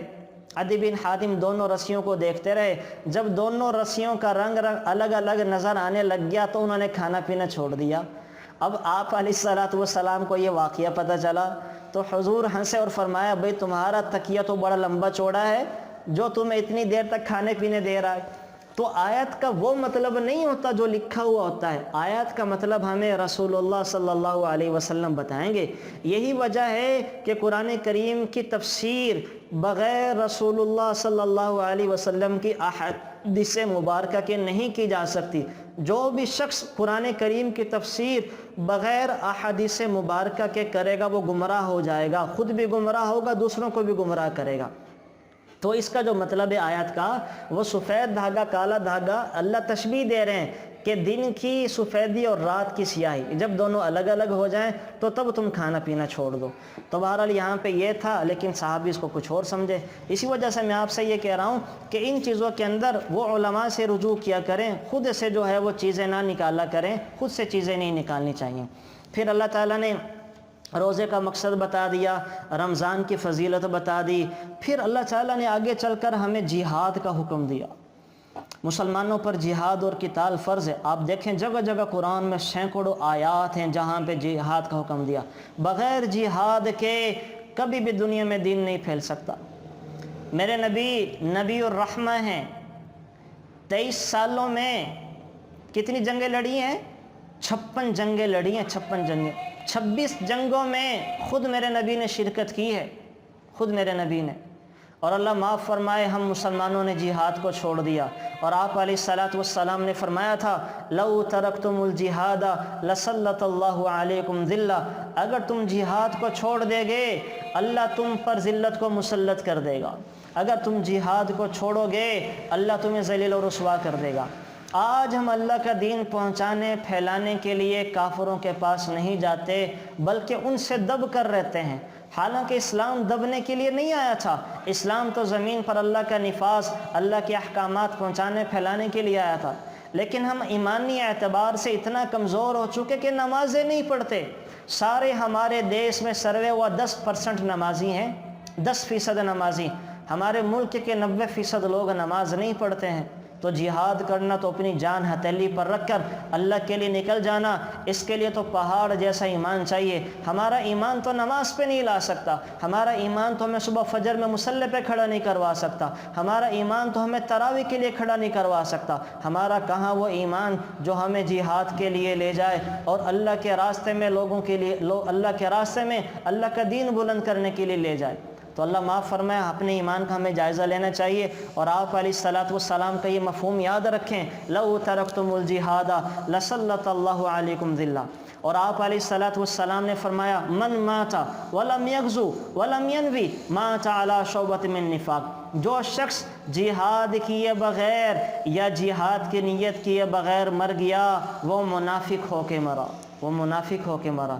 تو ہمارے حالات ایسے ہیں کہ ہم بے بس ہیں، ہم کچھ نہیں کر سکتے، لیکن نیت کر لیں، اللہ سے مانگا کریں۔ میں اپنی ہر دعا کے اندر یہ ضرور کہتا ہوں یا اللہ میری نسلوں کو حضرت امام مہدی اور عیسیٰ علیہ الصلوۃ والسلام کے لشکریوں میں سے لشکری بنا، یا اللہ میری آنے والی نسلوں کو ان کے ساتھ جہاد کرنے کا موقع عطا فرما۔ ہم نہیں کر سکتے، ہم تو حکومتوں کے پابند ہیں، جیسے ہماری حکومتیں کہیں گی ویسا سا ہم کریں گے۔ نیت رکھیں کہ اگر خدا نہ خواستہ انڈیا والوں نے ہم پر حملہ کیا تو ہم مرد عورتیں بھی اللہ کا دین بلند کرنے کے لیے، اللہ کا پیغام ان تک پہنچانے پھیلانے، اللہ کے دین کو بچانے کے لیے ان سے لڑ پڑیں گے۔ یہ نیت تو کم از کم ہونی چاہیے۔ تو آج آپ اس چیز کی نیت کر لیں۔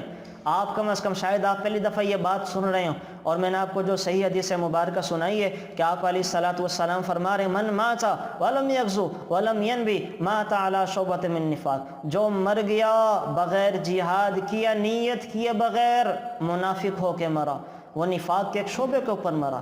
تو ہم نیت کرتے ہیں کہ اگر خدا نہ خواستہ ہمارے دیش پر کسی نے بھی حملہ کیا، کوئی کافر ہمارے خلاف برسر پیکار ہوا، تو ہم اپنی فوج کے ساتھ شانہ بشانہ لڑ کر ان کا مقابلہ کریں گے اور انشاءاللہ اللہ کے دین کو ان کے دیش میں پہنچائیں گے۔ اور ہم نیت کرتے ہیں کہ اللہ ہماری نسلوں میں وہ لوگ پیدا کریں جو حضرت امام مہدی اور عیسیٰ علیہ الصلوۃ والسلام کے ساتھ جہاد کرتے ہوئے دجال اور اس کے لشکروں کو اور ساری دنیا کے اندر پھیلے شیطانوں کو شکست دیں۔ انشاءاللہ میں بھی نیت کرتا ہوں اس چیز کی، آپ بھی اس کی نیت کریں۔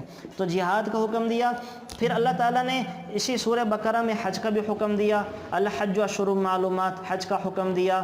تو حج کے بارے میں صرف اشارہ کرتا جاؤں کہ جس کو اللہ نے اتنا مال دیا کہ اس کے پاس وہاں جانے کا عورتیں ہیں، عورتوں کے لیے محرم کا ساتھ جانا ضروری ہے۔ اگر آپ کے پاس کسی کے پاس بھی وہ جوان بالغ ہونے کے بعد جوان ہے یا کوئی بوڑھیا ہے، اتنا مال آ گیا کہ حج کے پیسے بن سکے، واپسی تک کا خرچہ ہو سکے، 5-6 لاکھ روپے آپ میں سے اللہ نے کسی کو دے دیا تو حج فرض ہو جاتا ہے۔ 5-6 لاکھ روپے کسی کو دے دیے تو حج فرض ہو جاتا ہے، اس کے ذمے حج فرض کرنا فرض ہے۔ باقی چیزیں بعد میں منائی جائیں گی، اپنی ضرورت کی چیزیں، پہلے حج کیا جائے گا۔ لیکن اس میں کافی ساری چیزیں ہیں، وہ ہر ایک اپنی حالت بتا کر فتویٰ لے سکتا ہے۔ اس میں بہت ساری چیزیں ہیں جو سبقاً اور درس میں ذکر نہیں کی جا سکتی، وہ جیسے ہر مریض کو الگ الگ دوا دی جاتی ہے تو اس میں ہر گھر کی الگ کہانی ہوتی ہے، الگ صورتحال ہوتی ہے۔ تو اگر کسی کے پاس اتنے پیسے ہوں وہ بتا کر اپنے متعلق فتویٰ لے سکتا ہے، اس کے لیے الگ الگ احکامات ہوتے ہیں۔ بہرحال حج اس طرح سے جس کے پاس 5 سے 6 لاکھ روپے بھی ہوں تو اللہ تعالیٰ کی طرف سے حج فرض ہو جاتا ہے۔ پھر آگے اللہ تعالیٰ نے ہمیں حکم دیا انفاق فی سبیل اللہ کا۔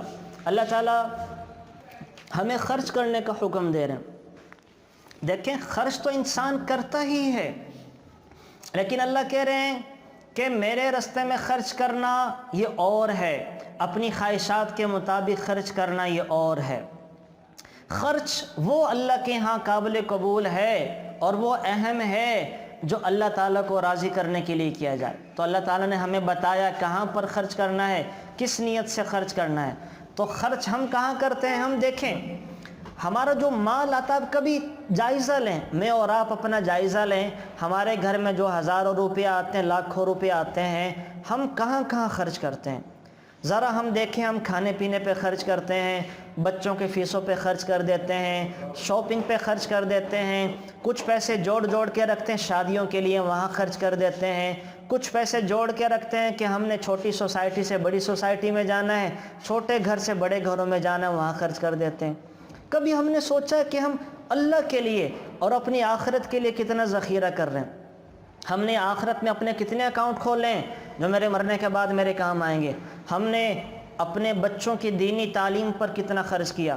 بچوں کو اچھے اچھے اسکول میں پڑھاتے ہیں، بڑا آدمی بناتے ہیں، کبھی دین پہ خرچ نہیں کرتے کہ ان کو اچھی تجوید سکھا دیں، اچھی قرات سکھا دیں، اچھی تربیت کروا دیں۔ اگر ایک قاری صاحبان 3000 روپے کہہ دیں ہماری جان نکل جاتی ہے، ہم کہتے ہیں 3000 میں پڑھائیں گے، 3000 میں۔ حالانکہ ہماری بڑوں کی عادت تھی، امام اعظم ابو حنیفہ رحمۃ اللہ علیہ نے اپنے بیٹے حماد کی جب سورہ فاتحہ یاد کروائی تو استاد کو بدلے میں 30,000 درہم دیے۔ 200 درہم 70,000 روپے بنتے ہیں، 30,000 درہم کتنے لاکھوں روپے، کروڑوں بن جائیں گے۔ وہ اتنا خرچ کرتے تھے، اور ہم اسکول پہ، ہر چیزوں پہ، اکیڈمیوں پہ خرچ کرتے ہیں، بچوں کی دینی تعلیم تربیت پہ خرچ نہیں کرتے۔ دینی پروگرامز، بچوں کے لیے ورکشاپس، ہمارے ہاں ایک اچھا مدرسہ نہیں ہے۔ آپ اپنے بچوں کو مدرسے میں کیوں نہیں بھیجتے؟ گھروں میں کیوں قاری صاحبان کو بلایا جاتا ہے؟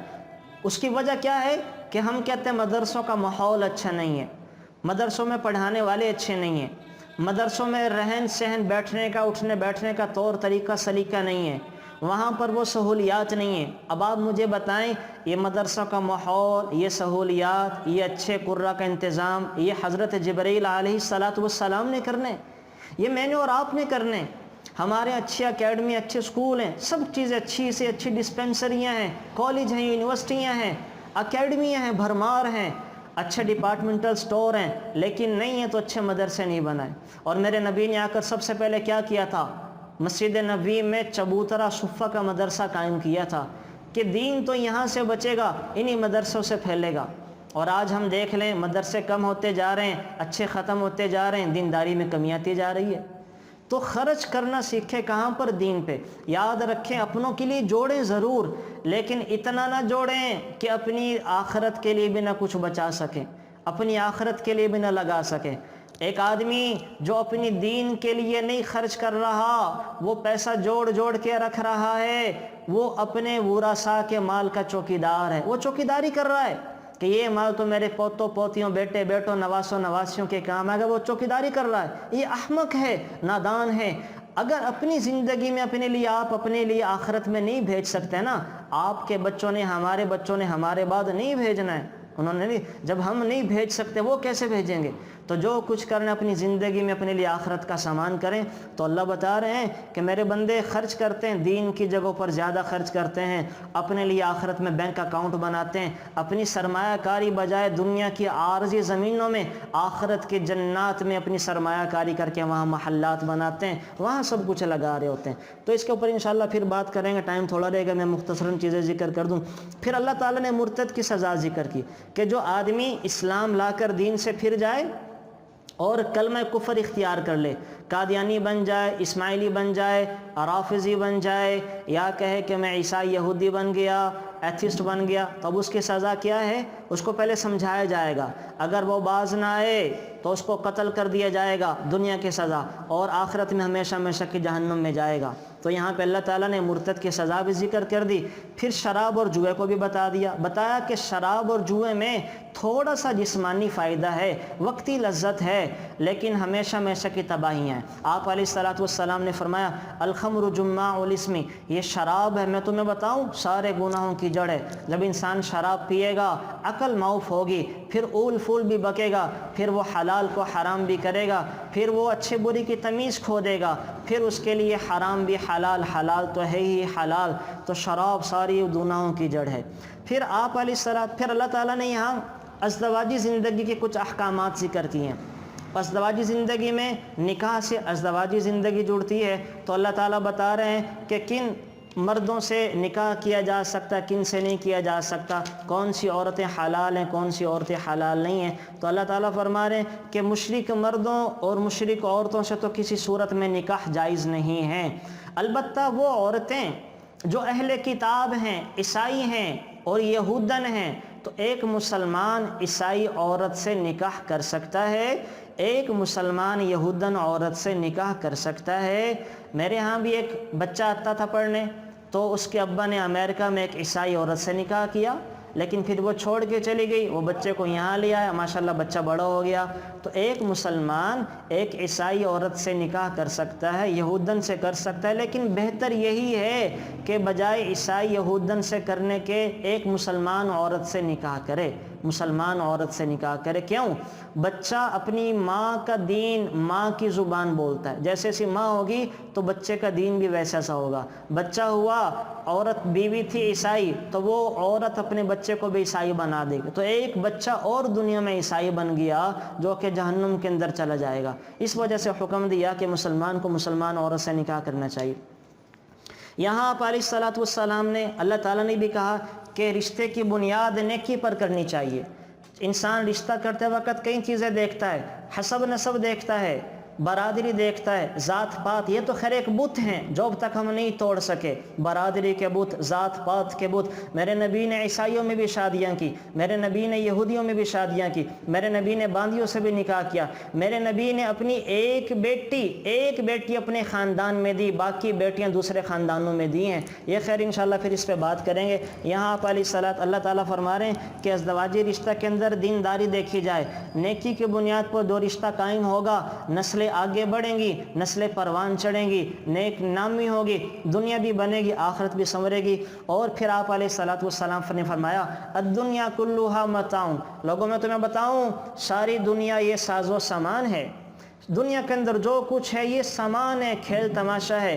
اور میں تمہیں بتاؤں دنیا کے اندر جو سب سے زیادہ اچھی چیز اللہ نے پیدا کی ہے وہ کیا ہے؟ پھر حضور نے فرمایا وَخَيْرُ مَتَاعِ الدُّنْيَا الْمَرْأَةُ الصَّالِحَةُ، نیک بیوی دنیا کی سب سے زیادہ قیمتی نعمت ہے، نیک بیوی دنیا کی سب سے زیادہ قیمتی نعمت ہے۔ ایک انسان کو 7 سمندروں کی بادشاہت مل جائے، 7 بر اعظموں کا بادشاہ مل جائے، بیوی نیک نہ ہو تو اللہ کہہ رہے ہیں اس کے مقابلے میں وہ آدمی جس کو میں نے نیک بیوی دے دی یہ ساری دنیا کا بادشاہ ہے۔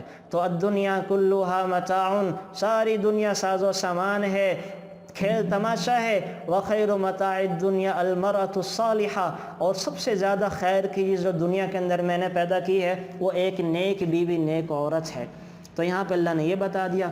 اس کے بعد اللہ تعالیٰ نے ہمیں ایک حکم یہ دیا کہ اگر کسی نے قسم کھا لی، جس کو ایلا کہتے ہیں، کسی مرد نے قسم کھا لی کہ 4 مہینے تک بیوی کے قریب نہیں جاؤں گا، تو 4 مہینے گزرتے خود بخود طلاق ہو جائے گی۔ 4 مہینے گزریں گے تو خود بخود طلاق واقع ہو جائے گی۔ البتہ رجوع کا امکان ہے، اگر اس نے 4 مہینوں کے اندر رجوع کر لیا تو نکاح باقی رہے گا، لیکن قسم کا کفارہ دینا پڑے گا۔ اسے بولتے ہیں ایلا، یعنی ایک اور مرد نے قسم کھا لی اور کہا کہ اللہ کی قسم میں تیرے قریب نہیں آؤں گا 4 مہینے تک، تو اب تو اگر 4 مہینے پورے ہو گئے قریب نہیں آیا تو طلاق ہو گئی۔ البتہ اس طلاق کے بعد نکاح ہو سکتا ہے دوبارہ، تجدید نکاح، اور اگر 4 مہینوں میں قریب آ گیا تو اس نے اپنی قسم توڑ دی، قسم کا کفارہ دینا پڑے گا۔ تو یہ حکم ہے کہ یہاں پہ یہ ذکر ہے ایلا والا۔ پھر اللہ تعالیٰ نے پورے رکوع میں طلاق کے بارے میں بتایا کہ طلاق جو ہے وہ کتنی دفعہ ہوتی ہے۔ طلاق کے بارے میں انشاءاللہ کبھی ہم الگ سے ڈیٹیل ذکر کریں گے، بڑی تفصیل ہے۔ ہمیں کتاب لکھ رہے ہیں جامع الفتاوی، یہ ہماری لائبریری میں پڑی ہوئی ہے، یہ نیلے سے جو رنگ کی ہے، آپ اس کو دیکھیں، یہ 120 جلدوں کی کتاب ہے۔ اللہ کا شکر ہم اس پہ بڑے مدرسے میں کام کر رہے ہیں۔ آپ کو پتہ ہے کہ ہمارا بڑا مدرسہ چسن سوسائٹی میں ہے، وہاں پہ مفتیان کرام اس کے اوپر کام کرتے ہیں۔ وہاں پہ ماشاءاللہ سارے پاکستان کے بچے ہیں، وہیں پہ رہتے ہیں، رہائشی بچے ہیں، تو وہاں پہ ہم اس پہ اوپر کام کر رہے ہیں۔ تو 10 جلدوں میں 5000 صفحات میں طلاق کے مسائل ہیں، 5000 صفحات میں طلاق کے مسائل ہیں، جن کو ہم بہت تھوڑا سا سمجھتے ہیں، بے شمار مسائل ہیں۔ تو وہ انشاءاللہ وہ ہم لے کر آ کے یہاں پہ بھی اس پہ کام ہو رہا ہے، رکھ دیں گے۔ تو ابھی تک طہارت پاکی ناپاکی کے مسائل پہ کام ہو گیا ہے۔ تو زمانہ جاہلیت میں طلاق کی حد کوئی نہیں تھی، لوگ 100 200 طلاقیں دے دیتے تھے، تو اسلام نے آ کر طلاق کی حد لگائی کہ ایک طلاق کوئی دے دے تو ایک کے بعد عدت گزرنے سے پہلے رجوع کیا جا سکتا ہے، عدت گزر جائے تو وہ تجدید نکاح کی جا سکتی ہے۔ کسی مرد نے 2 طلاقیں دے دی تو 2 طلاقوں کے دینے کے بعد بھی عدت کے اندر رجوع کیا جا سکتا ہے، اور اگر عدت گزر گئی تو اب رجوع نہیں کیا جا سکتا، تجدید نکاح ہوگا۔ اور اگر کسی نے خدا نخواستہ اپنی بیوی کو 3 طلاقیں دے دی تو اب کوئی واپسی کا رستہ نہیں ہے، اب سارے راستے بند ہو چکے ہیں، سارے راستے بند ہو چکے ہیں۔ تو یہ طلاق میں یاد رکھیں، آپ علیہ السلام نے فرمایا ثلاث جدہن جد وہزلہن جد، 3 چیزیں ایسی ہیں جو ہر صورت میں واقع ہو جاتی ہیں۔ نمبر 1 طلاق، نمبر 2 نکاح، نمبر 3 غلام کو آزاد کرنا۔ انسان سنجیدگی میں کہے، مزاح میں کہے، زبردستی کوئی کہلوا دے، خوشی خوشی کہے، غصے میں کہے، ہر صورت طلاق بھی واقع ہو جاتی ہے، نکاح بھی ہو جاتا ہے۔ البتہ پاگل کی طلاق نہیں ہوتی۔ میرے پاس پچھلے ہفتے ایک کیس آیا، ایک پاگل جو کہ بہت بڑے خاندان کا ہے، پاکستان کا بہت بڑا خاندان ہے، بہت بڑا گروپ ہے، میں نام ذکر نہیں کرتا، وہاں کی بہو کے حصے میں اب اربوں روپے آ رہے تھے، تو انہوں نے کیا کیا، اب پاگل کی طلاق تو ہوتی نہیں ہے، گھر کے فرد نے وہ طلاق نامہ بھیج دیا، اپنی طرف سے سائن کر دیے۔ اس کے خاوند کو تو انگوٹھا لگانا بھی صحیح سے نہیں آتا، سائن بھی نہیں کرنے آتے۔ اب وہ میرے پاس لڑکی فتویٰ لینے آئی تو میں نے فتویٰ اس کو دیا، یہ ظاہر ہے کہ پاگل کی طلاق نہیں ہوتی، باقی ہر ایک کی طلاق ہو جاتی ہے۔ وہ میسیج کے ذریعے کرے، لکھ کے کرے، خاوند طلاق دے، بیوی کو پتہ چلے نہ چلے، اس کے علم کے اندر ہو نہ ہو، تب بھی طلاق ہو جاتی ہے۔ تو طلاق کے بہت سارے مسائل ہیں، انشاءاللہ تفصیل کے ساتھ کبھی اس کو پھر الگ سے ورکشاپ رکھ کر ذکر کریں گے، لیکن موٹی سی بات آپ کو میں نے بتا دی کہ طلاق جو ہے وہ واقع ہو جاتی ہے۔ اچھا، عدت سے ایک فرق یہاں پہ ذہن میں رکھیں کہ عدت جو ہے وہ ہوتی ہے 3 پیریڈز، وہ عدت 3 مہینے نہیں ہوتے۔ طلاق کی جو عدت ہوتی ہے وہ 3 پیریڈز ہوتے ہیں، 3 دفعہ کا حیض آنا ہوتا ہے۔ عام طور پہ اس میں عورتوں کو غلط فہمی ہوتی ہے، شریعت کے ہاں معیار 3 مہینے نہیں ہے، 3 مہینے ان خواتین کے لیے ہوتے ہیں جن کا حیض آنا بڑھاپے کی وجہ سے یا بیماری کی وجہ سے بند ہو گیا ہو، پیریڈز آنا ختم ہو گئے ہوں، ان کے لیے 3 مہینوں کا وقت ہے۔ باقی تو عورتوں کے لیے 3 پیریڈز ہوتے ہیں۔ تو ایک چیز ذہن میں یہ رکھنی ہے طلاق کے مسائل۔ باقی جو ہے وہ خلا ہوتا ہے، اگر دونوں میاں بیوی میں نہ بنتی ہو تو شریعت نے کہا کہ عورت خلا لے لے۔ اگر طلاق دی تو اب عورت حق مہر واپس نہیں کرے گی، خلا اگر لیا تو اب جو ہے وہ خاوند کو حق مہر واپس کرنا پڑے گا، خاوند کو چاہیے کہ حق مہر واپس کر دے۔ البتہ یہ جو عدالتی خلا ہے یہ اعتبار نہیں ہوتا، ہاں چند شرطوں کے ساتھ اس کا اعتبار ہوتا ہے عدالتی خلے کا، کہ خاوند ظالم ہو، اتنا ظلم زیادتی کر تو نہ کھانے کو دے، نہ پینے کو دے، نہ رہنے کو گھر دے، یا خامد ہی نامرد ہو، یا وہ اتنا لمبی مدت تک شہر سے غائب ہو گیا ہو جس میں 4 سال گزر جائیں پتہ ہی نہ چلے کہاں پہ ہے، تو تب عدالتی خلع کا اعتبار ہوتا ہے۔ ورنہ جو ہمارے یہاں 99% عدالتی خلع ہوتے ہیں کہ چھوٹے چھوٹے جھگڑے پر، چھوٹی چھوٹی بات پر عدالت میں نوٹس لے کے چلے جاتے ہیں، وہاں پیشی ہوتی ہیں، عدالت جو وہ سائن کر دیتی ہے۔ تو یاد رکھیں ان سے عدالتی خلع نہیں ہوتا، وہ عورت اب بھی اپنے خاوند کے نکاح میں ہے، آگے اس کا نکاح حلال نہیں ہوتا۔ ہاں اس کا طریقہ ہے، زبردستی خاوند سے طلاق کے سائن کروا لیں، اس کو پکڑ کے کروا لیں، 5-7 لوگ پکڑیں زبردستی سے کہ بھئی طلاق دو، تو آسان سا طریقہ ہے طلاق دلوانے کا۔ تو اس میں اتنے سارے پاپڑ بیلنا، خلع کروانا، اور خلع ہو بھی نہ اسی کے نکاح میں رہے، تو شرعی اعتبار سے یہ خلع جو عدالت کا ہوتا ہے یہ معتبر نہیں ہے۔ ہاں چند شرائط ہوتی ہیں جن میں اس کا اعتبار کیا جاتا ہے۔ پھر اللہ تعالیٰ نے آگے رجوع کے طریقے بتائے ہیں، پھر جو رضاعت کا طریقہ بتایا ہے۔ 5 منٹ کے اندر میں بس بات کو سمیٹ لوں کہ اللہ تعالیٰ نے کتنا عدل انصاف سے کام لیا۔ آپ حیران ہو کتنا عدل والا دین ہے کہ جب بچہ پیدا ہو تو بچے پر سب سے زیادہ حق یہ اس کی ماں کا یہ کہ اس کو دودھ پلائے۔ آج پوری دنیا میں ڈھنڈورا پیٹا جا رہا ہے کہ ماں کے دودھ کا کوئی نعم البدل نہیں ہے، مگر اسلام نے یہ بات اس وقت بتائی تھی 1400 سال پہلے کہ مائیں اپنے بچوں کو دودھ پلائیں گی، مائیں اپنے بچوں کو دودھ پلائیں گی۔ پوری دنیا جہالت میں ڈوبی ہوئی تھی، اس وقت بھی اسلام نے ماں کے دودھ کا فائدہ بتا دیا تھا کہ ماں کے دودھ سے پلنے والے بچے وہ شیر اور شیرنیاں ہوا کرتی ہیں، اسلام نے اس وقت بھی بتا دیا تھا۔ تو بہت ساری مائیں اپنے بچوں کو کسی وجہ سے دودھ نہیں پلاتی، اگر تو کوئی وجہ ہے تو جائز ہے، بغیر وجہ کے نہیں پلا رہی تو بچوں کا حق مار رہی ہیں، بچوں کا حق مار رہی ہیں، اسلام کا حکم توڑ رہی ہیں، اور اپنے بچوں کی صحت کا نقصان کر رہی ہیں۔ تو کوشش کریں کہ ماؤں کو چاہیے 2 سال تک اپنے بچوں کو دودھ پلائیں۔ تو یہ رضاعت جو ہے وہ اس کا حق ہے کہ مائیں اپنے بچوں کو دودھ پلائیں، یہ ایک ہو گیا۔